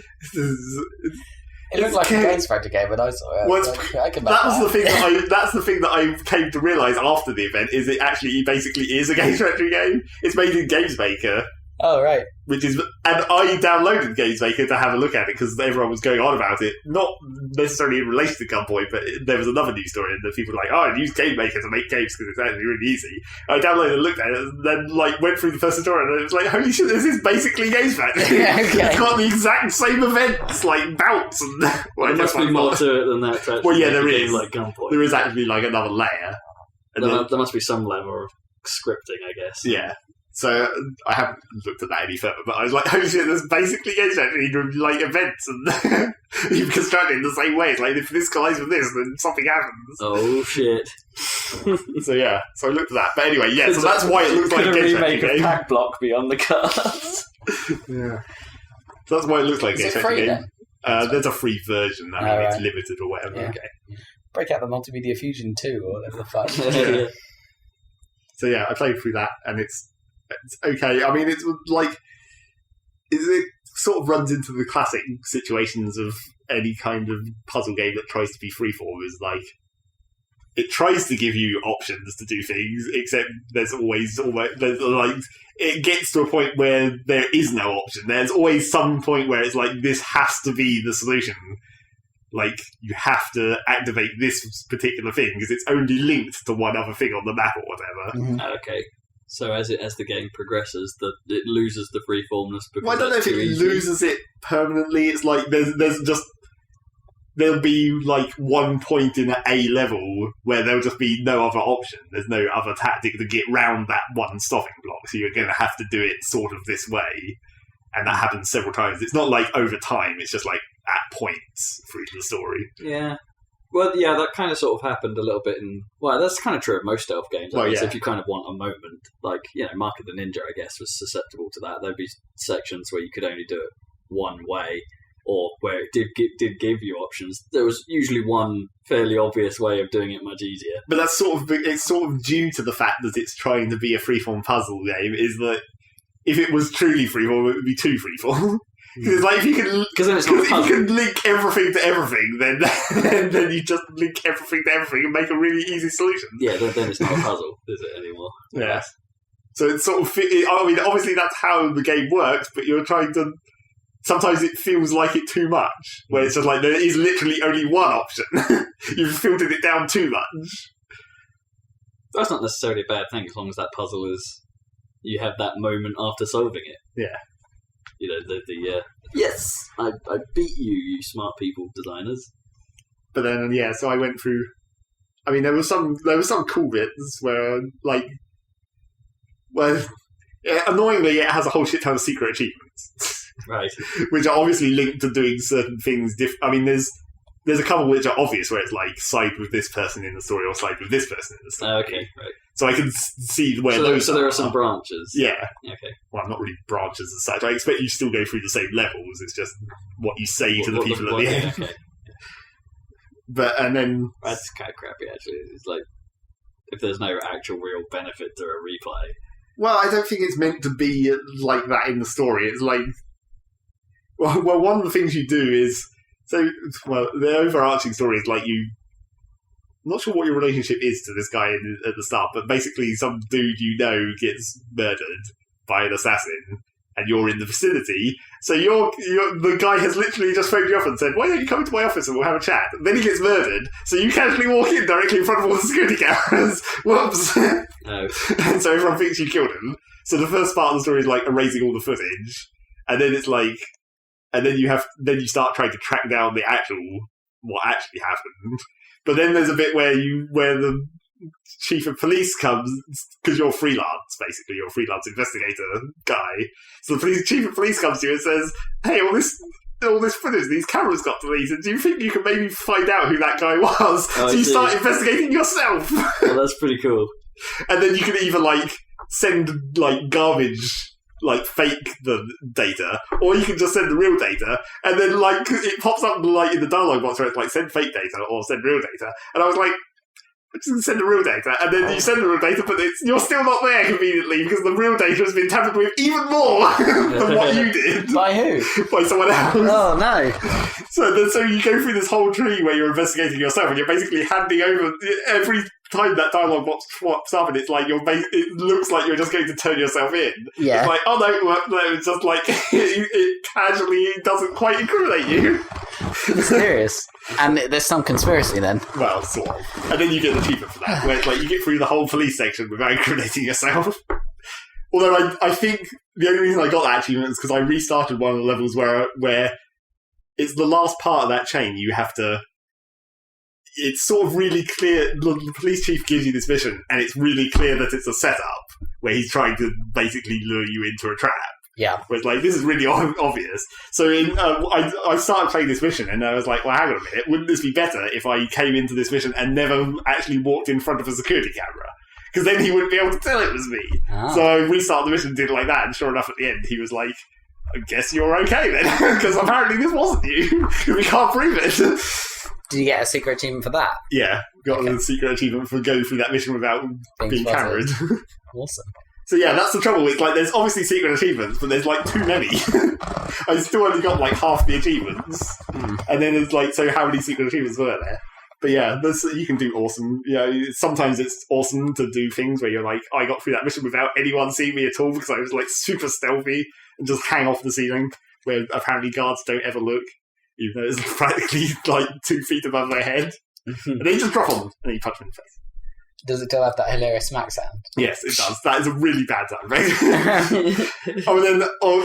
Even though this is sort of spoilers, but right at the end of the game, Spoiler. when you come to like the last boss, there's a you can either just like basically it says you have to have your gun at that point. So it's like the boss is like either kill or incapacitate, and you can obviously just run out there and get that. Just open the door and shoot him in the face. And then he tries to shoot you because he pulls his gun out or whatever. But then there's a really difficult like cross-link. You have to go to this really difficult to get to terminal and then hack this one specific terminal that's much harder to get to than just going to the end of the game. But that allows you to edit the wiring of like the boss guy's office, and his gun, because guns are like computerized in this universe for some reason. Naturally. So like the last thing that I did was actually super awesome and got 2 achievements off it because of the way it played out. But it's like I linked I linked the camera outside his office to the door, so when I stepped in front of the camera, the door opened. But then I also linked his gun to the door, so when he pulled out his gun and tried to shoot me, the door closed. Yeah. So what actually happened was I walked up to the door opened, he saw me, pulled out the gun, tried to fire, the door closed, but I was still running, and I just kicked the door into his face. It happened in like half a second, but it was so totally cool. That's pretty cool. That sounds good. Incapacitated with a door to the face. Is it cheap? Is it free? Well, it's not free. No, it's not free. It's like typical indie game price. Yeah. Okay. So yeah, it has a level editor in case you want to make levels. But yeah. You know. Is there any like service for sharing those levels? I don't know. I wasn't really paying attention. I looked at it and I was like, well, yeah, I guess I could make a level, but I'm not. So is there a level editor built in Games Maker? I guess.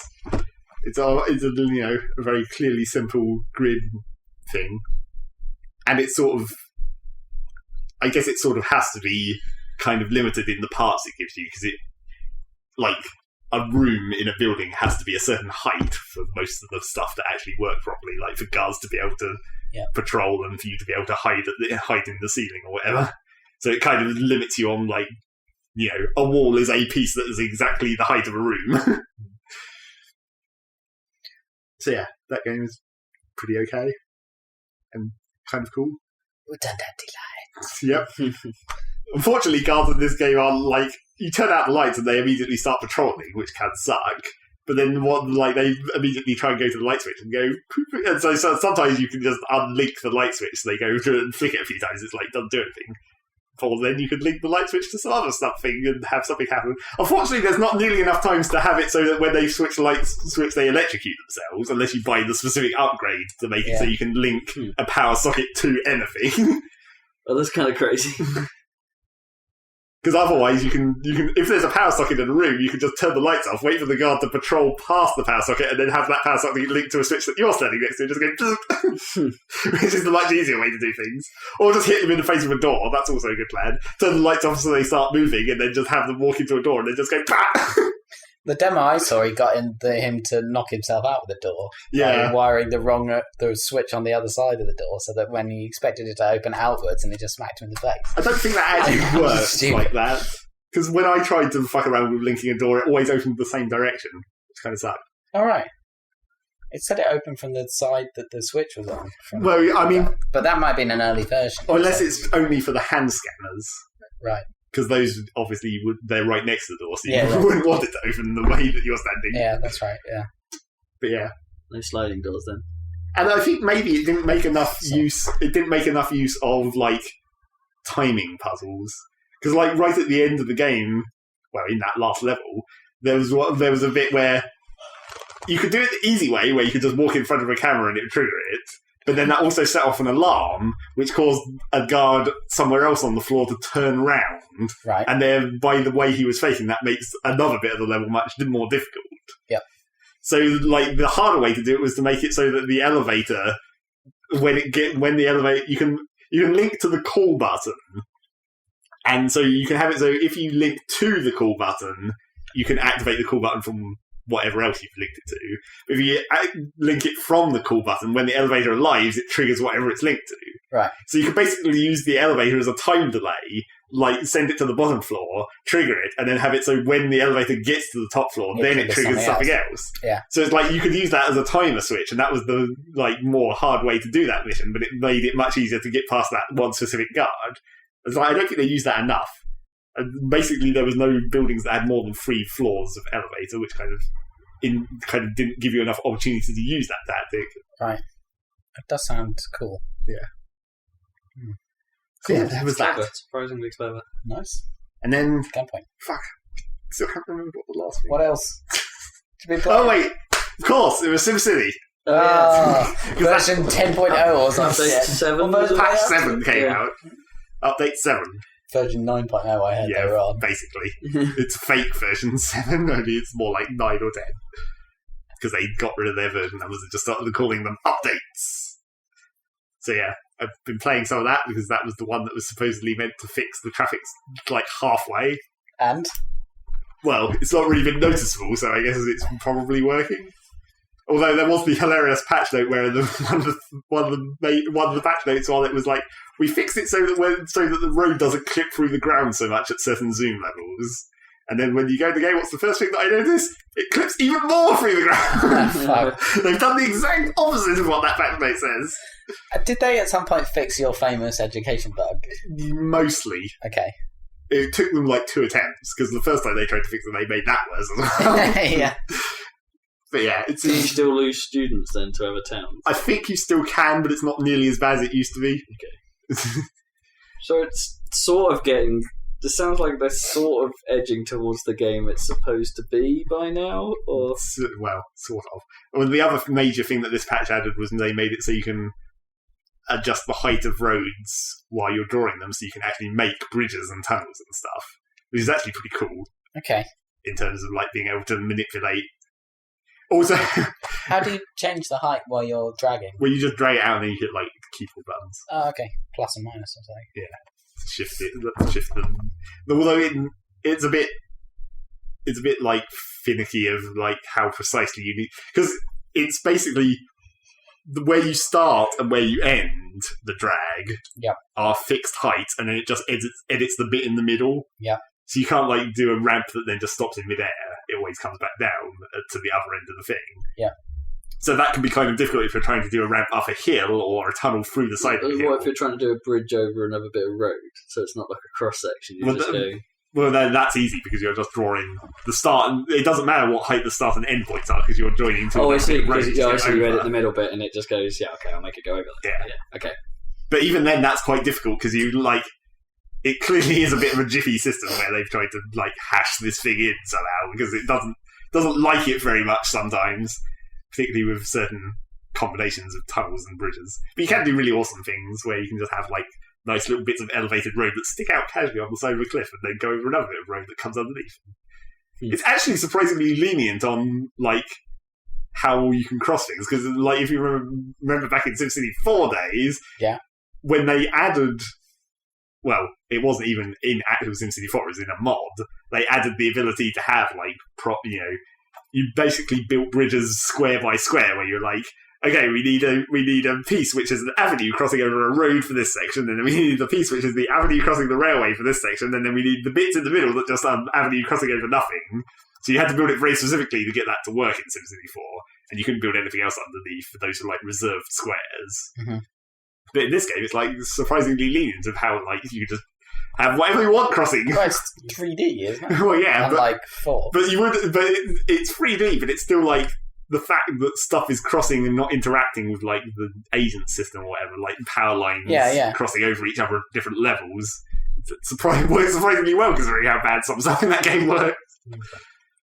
And it also lets you slightly solve the problem of the classic, the one entry to your city problem. Because the one of the big problems with having multiple cities in a region is how like some cities only have one highway entrance, and it just gets insanely congested because the highway entrance is basically like one lane. Yeah. So the trick to slightly mitigate that problem used to be what you do is just like basically build a really long road that goes like halfway around the edge of the map before you actually start your city, and the only thing that road is connected to is the out lane. So it's basically like a buffer. So that was like one way to try and solve that. That's quite funny. But now you can do that much easier by just using a tunnel. You just tunnel directly from the city entrance to like the middle of the map, and then just come up, and then you can still build over the tunnel. It makes it much easier to sort of solve that problem. So they appear in the middle of your city. Yeah, and they have spread.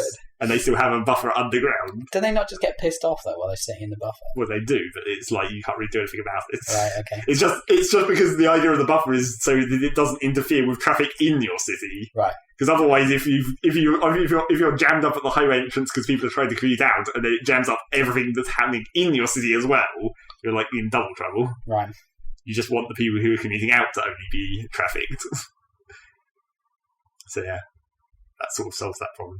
I wonder if there's highway in the real world that kind of just exists to sit people during rush hour who would otherwise be clogging up the streets you need. It is an interesting thought, because it's quite an ingenious idea. It's the M25, isn't it? That's what I mean. That's basically what that's for. Yeah. It's a bit depressing if that's true, but yeah. But it's such a practical route. So yeah, I played some of that.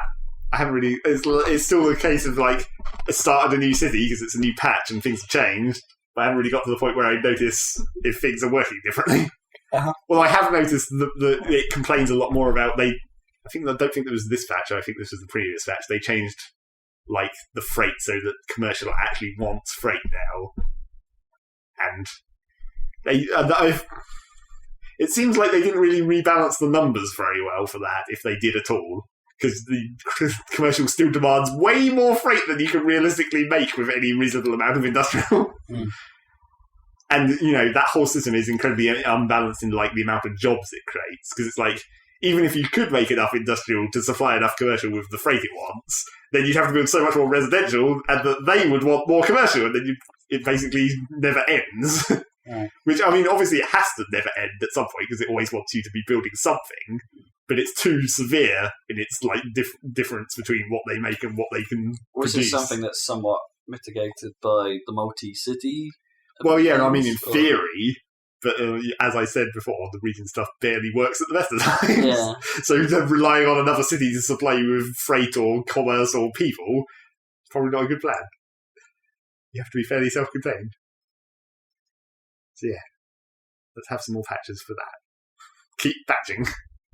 Get the money. What? Keep patching that chicken. Haven't heard about the actual expansion. Anything else yet? Bigger So should we fucking talk cities. about Humble Origin bundle? Sure. Guess we could. In a utterly unexpected move, Origin somewhat being humble, because they're on Humble Bundle, but EA and Origin stand to make no money from this. Well, That's the whole... apart from obviously No, that's not the whole thing. When you're on a normal Humble Bundle, some portion of the money you get Right. by Can, default theoretically. goes to the developers. You can slide that out, Yeah. but by default, some of the money goes back to the developers. Maybe that was... But- I was about to say, obviously the Origin angle is that they're getting people on Origin. Yeah, definitely. That's all that they care They're about. trying They're to draw- introducing people into the stores. They're trying to draw people into the platform. Right. That's why the game lineup is a bit of a weird bunch. Yeah, but when I was thinking about that, it was like maybe what they actually realised was it'd just be really bad PR for them to say, no one gave us any money because everyone hates us. Yeah, So we'll just not give them the option to give us any money. Yeah, so mate, we've turned what could be a PR disaster into a PR success immediately. So the games were It's a weird selection, yeah. It's like, at first, perhaps the one thing to draw me into that might have been Dead Space with the possibility of Dead Space 2 coming. But no, it's got Dead Space 1, which is obviously the best, And 3, right? and 3, 2 is absent for some reason. So it's like, okay, that's weird. Mhm. 1 and 2 would have been a better choice than 1 and 3. Well, it's like as I said before, we knew what got added. It was like 1 and 3. It's like 1 is the good one. 3 is the one with microtransactions. Yeah, 2 is just like the middle bit that they want to try and sell you. I guess. No, there was Crisis 2 as well, and Battlefield 3, which is actually that's probably the most reasonable part of that package, I guess, in terms of like modern game Yeah. to value that's actually good. It might be good for us because then there'll be people in regular Battlefield servers Yeah, I guess. instead of yeah. all the expansions. Yeah. And they'll be really bad, so we can easily kill them. Woo! Yeah, maybe we should go back to that. Excellent. The new I've been guy. looking for a reason to go back and play Battlefield. I really want to. Maybe we should do that. Did you end up getting Battlefield then? Yeah, he did. We played Yeah, it like I've got it once. somewhere. Yeah, we should get you in it again. So yeah, that happened. And then they added Red Alert 3 and something Mirror's Edge was there as well, which is in the the base regular one. So yeah, it's like that's kind of okay. So, they added Red Alert 3 and something I don't remember. Yeah. But none of the Need for Speeds are on there, are they? Or is it? One of them wasn't it? No, because Most Wanted wasn't there, was it? No. Maybe not. I thought one of them was. But Anyway, that happened. yeah, I didn't expect it. So yeah. Yep. I'm not. I don't know.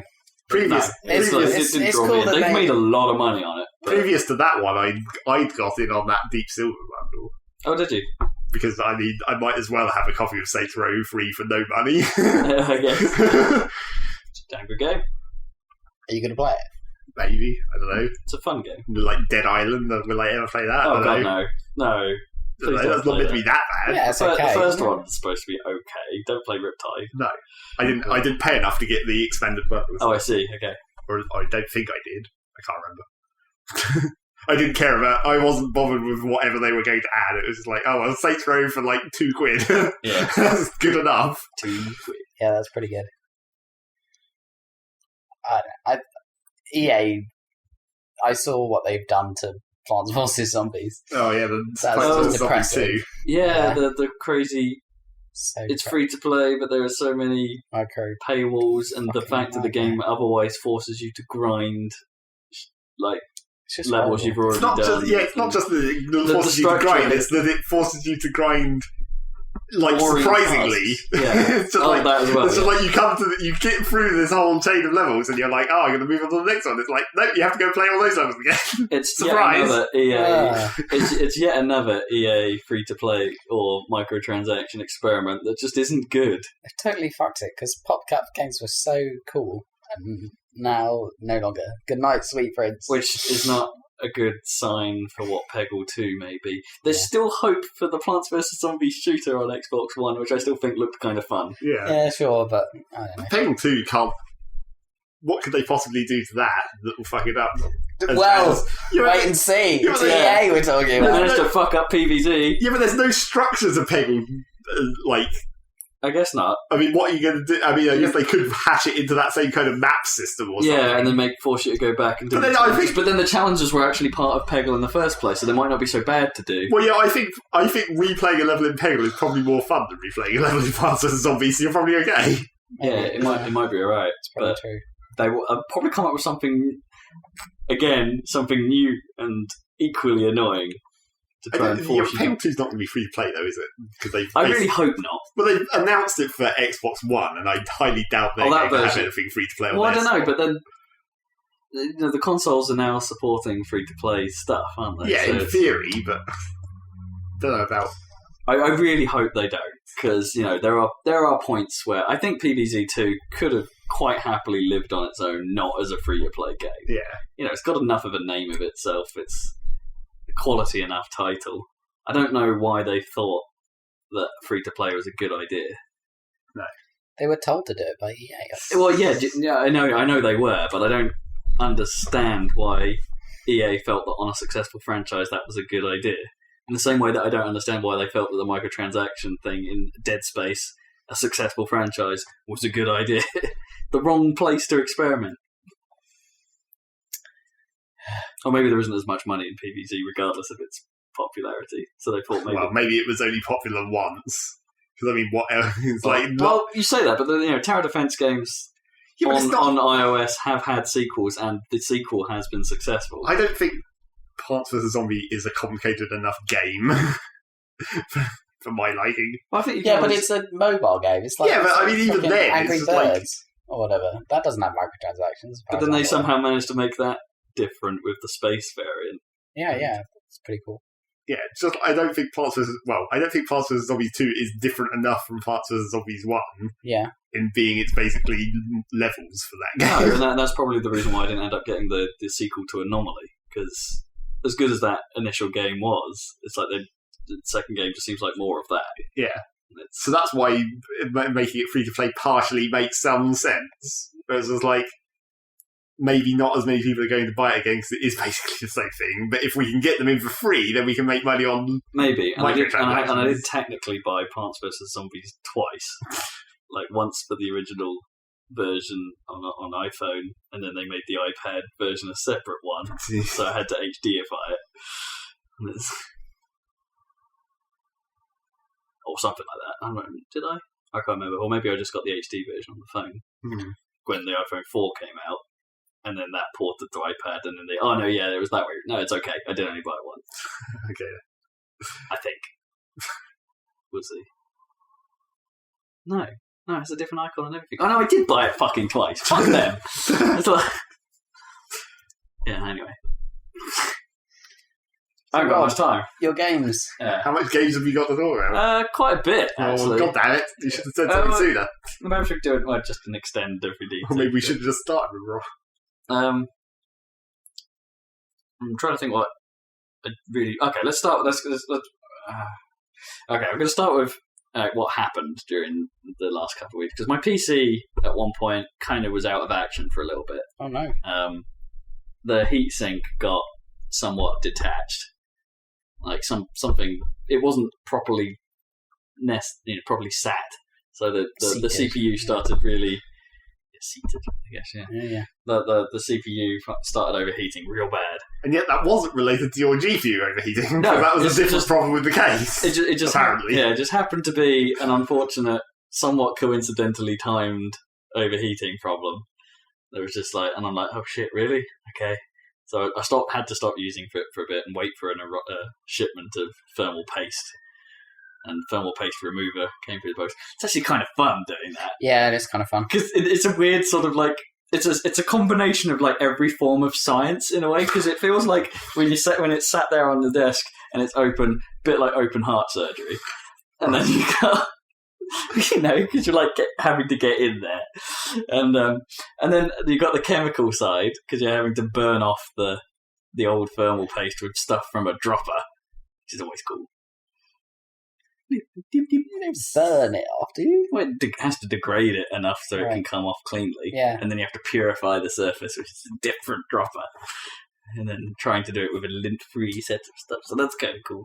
And then you have to get all physical and just get the thing fucking back on again. Oh no, you have to be like a DIY man for a bit, don't you? With using the syringe of paste. Yeah. To get a little thing, and then you get a trowel, a little plastic trowel. I always spread it with an old credit card. That's why I tell you. Yeah, that would work too. Yeah, and you sort of spread it about with that, and then that's kind of cool. And then you have to getting the thing back into the fucking case is a problem. Like just getting the legs once you've used it once, because I guess the way those things lock is by spreading the bit of plastic that goes through the motherboard, so they don't quite close up as much as they did originally when you take it off. So actually getting the thing back onto the motherboard is a real pain, and I think I broke one of the catches, but it seems okay. It's always terrifying just pushing down the final lever of doom, like because you have to mine didn't have a lever. Oh right, mine's just for the i7 stock cooler. Well, for my one, it's just 4 legs with 4 pins. I think one, the lever is not actually as bad as the bit before the lever. I think the lever is just like the final little bit of pressure. Right. Yeah. But actually jamming the whole thing in the hard before that is worse. Yeah, the problem I had was getting a couple of the feet in, and then 2 of the feet proved difficult. Right. And the problem is then I can't really do those once the other 2 have settled. So it was like figuring out an order in which I could get them to all sit in. Yeah. It took a really long time, actually. Yeah. And it was a hot day, and I was getting really frustrated and sweaty. And so that bit was not fun. And also, I think my power supply has a slight problem in that once I there's so many things in your once I plug it back in, it takes a while before I can reliably press the power button and have it actually turn on. Because like when I first plugged it in, I was really worried because it's like I pushed the button and it just went on off, and I'm like, oh shit, what have I done? Have I shorted something somewhere? Because the power supplies apparently have an automatic detection of that now, and will just kill power if they think something's awry. Huh. And it's so I was like, oh shit, what have I done? Have I done something real bad? And it just stayed like that for a while. I could get it to work eventually. I discovered by holding the power button for a little bit, which I thought this is probably quite dangerous if it is shorting, but whatever. And then it would and then whatever. And then I'd release the button and it would stay on, and it's like, oh, that must be okay then. and now it's fine. Just after it's been plugged in for a while, it seems to have settled or something. I don't know. Perhaps it takes a while to warm up. It's a bit weird, but power supply might need replacing soon. By the sound of it. Yeah. So then I got to play. But while that was out of action, I took it upon myself to finish Infamous. So yeah, finished the story of Infamous. Mm-hmm. It's like cool. A game doesn't really have much of a climax or anything. It's just the game is kind of the same all the way through. It's just you get more powers and the enemies get a bit tougher as you go through. So it's not really a lot to add really to what I've said about it before. It's a fine game. It's kind of fun. Some of the bigger fights are kind of entertaining. Mm-hmm. In the insanity that goes on, and somehow the console keeps up that kind of thing. It's alright. The story is doesn't really have much of an ending. It's just like there's a alright potential spoiler alert for a game that's that old. But but there's a reason why I'm calling it a spoiler alert. It has a surprising parallel with Bioshock Infinite's ending, right? That I didn't see coming. Okay, and it's all stuff that happens towards the end of that game anyway. And it's like I didn't see that coming, and it's completely inconsequential, I guess, to that game. But then perhaps has follow-ons in Infamous 2, maybe. I don't know, that it was kind of weird. But it's just like the ending just sort of happens. It's over, game over, blah. Okay then. Okay. Just like I kind of hope for more. So yeah, the obvious takeaway then from that is I finished Bioshock. Bioshock Infinite. Holy mother of fuck! What did you think, man? That's a hell of an ending. That's a good ending, right? That's a hell of an ending. It's like, yes, it's 20 minutes of info dump. Yeah, 20 minutes. 20 minutes? Yeah, it's pretty awesome. Yeah. I loved that ending. Yeah. It's like, it almost makes my problems with the rest of the game less important. Yeah. Because, oh my god. Yeah, I know what you mean, man. It's really good. It's freaking cool. Really good. It's like, it is a shame when you put it into, when you have to look at it objectively, I guess, that the story for that game is so good. So good. I mean, yes, it has a couple of weird flaws. Yeah, obviously. Which are spoilerific, so I can't really... Yeah, there's a couple of things about it that I just can't reconcile in my head. That I don't think there's a way they can work. That you've got that element that's just so engaging and so good and so rewarding at the end that they're just getting there in terms of actually playing the game just feels a bit like a drag. It was just that difficulty balance problem you've got. That's really it. If they pitched one between normal and hard, you would have been fine. Like I think you're right. It's like that last section that you talked about before, that sort of tower defensey bit, I guess, it's not great. It's not. Oh, the end, and it's like, oh, do it again. How many times did you do over? Because it took me 2 or 3 attempts to do that because I'd lost the thing right at the end of the sequence, the first and second time, and then had to do the whole sequence again. Did I tell you that? I didn't even realise I was they misusing were attacking the striker. I was misusing the ability you get. Yeah. Because there is a tactic the area to that. Of effect thing. Yes, there is a tactic to that, and I was doing what I thought what I normally would think would be a good idea: take out the biggest fucking target around, and then perhaps the rest of it is easier. No, that's not the way to do it. It's better to take out the little things first, and then take out the big things last. And it's you have to get the airships as soon as you can. But no, that didn't work for me. Oh, okay. I mean, yes, that means they're spawning more guys, but it's actually easier to handle the guys, right, and then use the downtime of there not being so many dudes to then attack the airship. Interesting. Okay. Yeah, I don't know. I just found because it's weird because there's a lot of dudes about, and actually it's quite nice to have a section of the game where the heat from the dudes isn't necessarily on you. Yeah, because they're attacking the thing, and it took me far too long to realise what they were actually. I was actually supposed to be defending. I think I was being dumb. It's kind of obvious. But I mean, I don't know if that's because you'd already told me. Yeah, so maybe. I don't know if I could. Yeah, you're right in that it's not explicitly told in vocals in the game. You get a little pop up, and there is this energy bar, and you have to kind of make the you do have to link connect between the dots energy bar and the thing. Yeah. But I suppose it makes sense when you see what they're all gunning for. Yeah. And I it's just wasn't paying attention to that. Yeah, Anyway, but anyway, that made that interesting because I could, have a bit of a play, I suppose, with some of the mechanics I didn't know. But the problem was that, of course, you're then doing that, and then occasionally the heat would just change, and so everyone suddenly starts shooting at you. Yeah. And you're like, oh, well, now I'm fucked. Right. Yeah.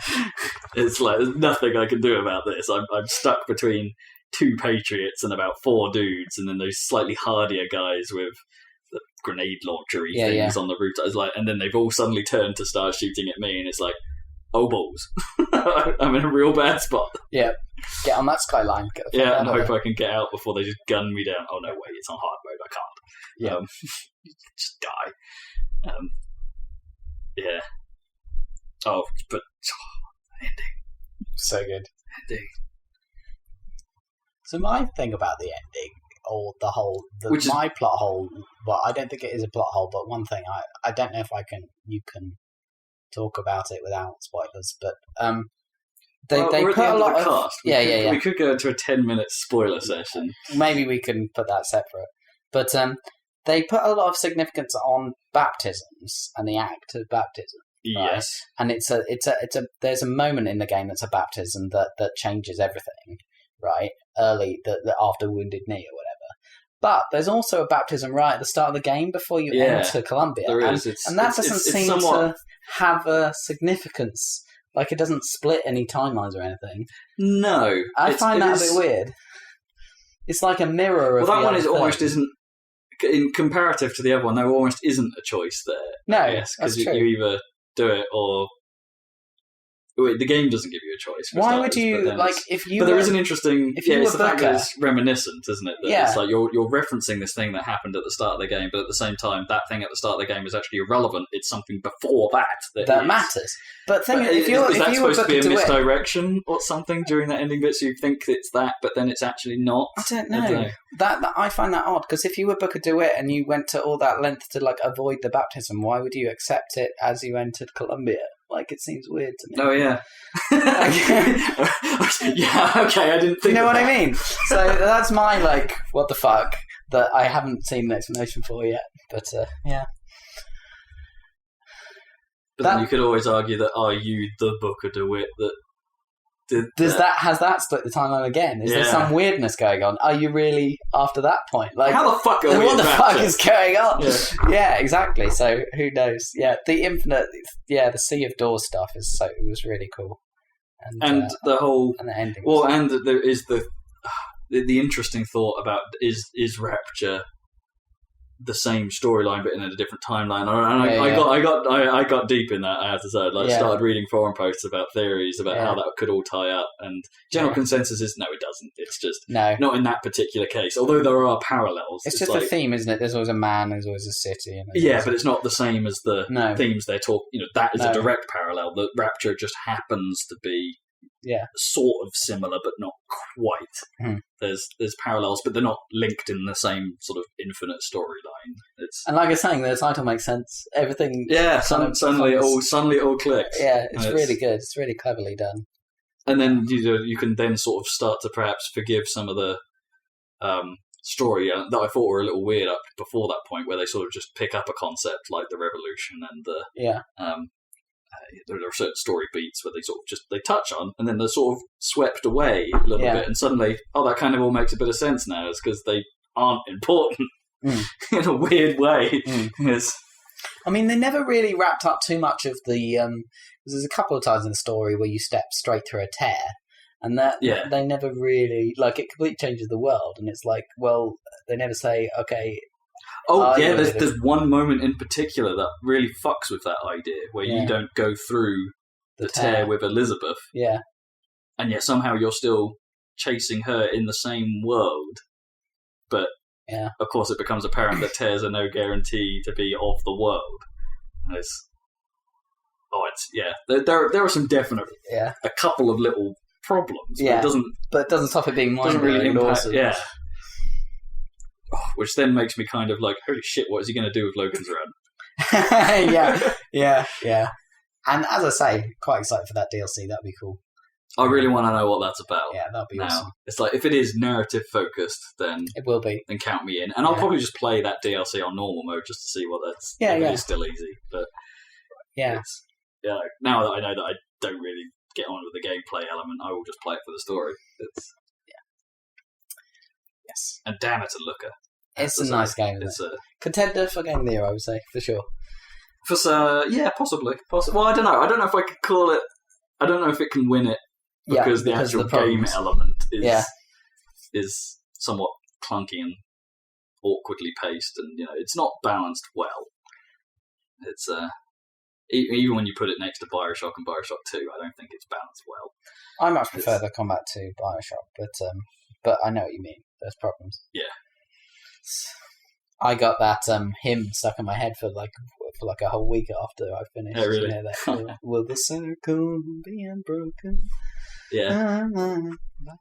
Yeah. And the I was looking at my Steam list the other day when I was trying to decide what to play.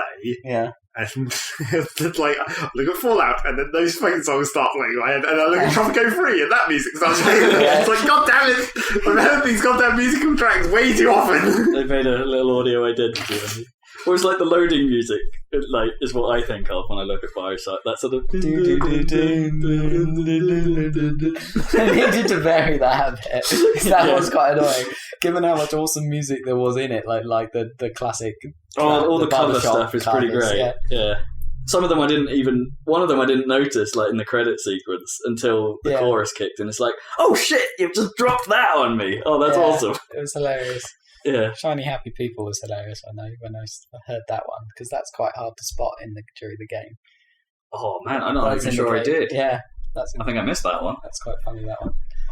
It's like I didn't. And the other annoying thing is I was trying to be real thorough about finding all the voxophones and all the things, and I still missed like 10 of them. Yeah, and I missed a few of the sightseeing stuff and the little videos things as well. And kinetoscopes, it's like, damn it! Yeah, I know.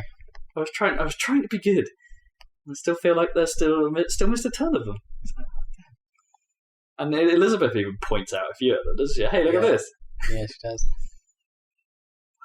Damn it. But yeah, it's actually quite nice because the voxophones are kind of cool, but they don't. And some of the ending stuff sort of refers to things you may have heard in the voxophones times, like certain phrases, certain key wording isn't in the main story, but you may have actually heard in the voxophones. Yeah. But they're not as important, I think, as there are some. I think the ones that they've placed in really obvious positions become more important. Are important, but there's a lot of the voxophones really aren't. So the key ones are the Lutece Twins ones. Yeah, the Lutece Twins ones. Some of what Comstock says. Yeah. Less the stuff about Lady Comstock. Less the stuff about Revolutionary Lady. Yeah. Daisy Fitzroy. Yeah. But yeah, I think it hit me in a similar way to what Spec Ops did on its story front. Whereas by the time you get that ending, it's just like, oh shit! Damn, you went there. Yeah, it was cool. Yeah, really, really happy with finishing that. Yeah, hurry up and make some more games. Well, they take a long time to make those games. That's the thing. I guess I can see why. Yeah, definitely. And it totally paid off. The only I only got like a minute, I guess, to cover this. But the only other thing I've really been playing with other than Guild Wars is I started playing Awesomenauts. Oh yeah. A few days ago. That's a pretty fun game. It's mobile light, really. It's like it is basically 2-dimensional Monday Night Combat. Cool. Which is no bad thing, and it plays really well, even though I do think some characters are much easier to use than others, and not quite sure I understand the point of there being support characters in that game, because on a 3v3 team, it kind of is a bit of a problem to not be aggressive. But yeah, I found it pretty fun. I've played it for a couple of sessions where I've just played like for a few hours straight.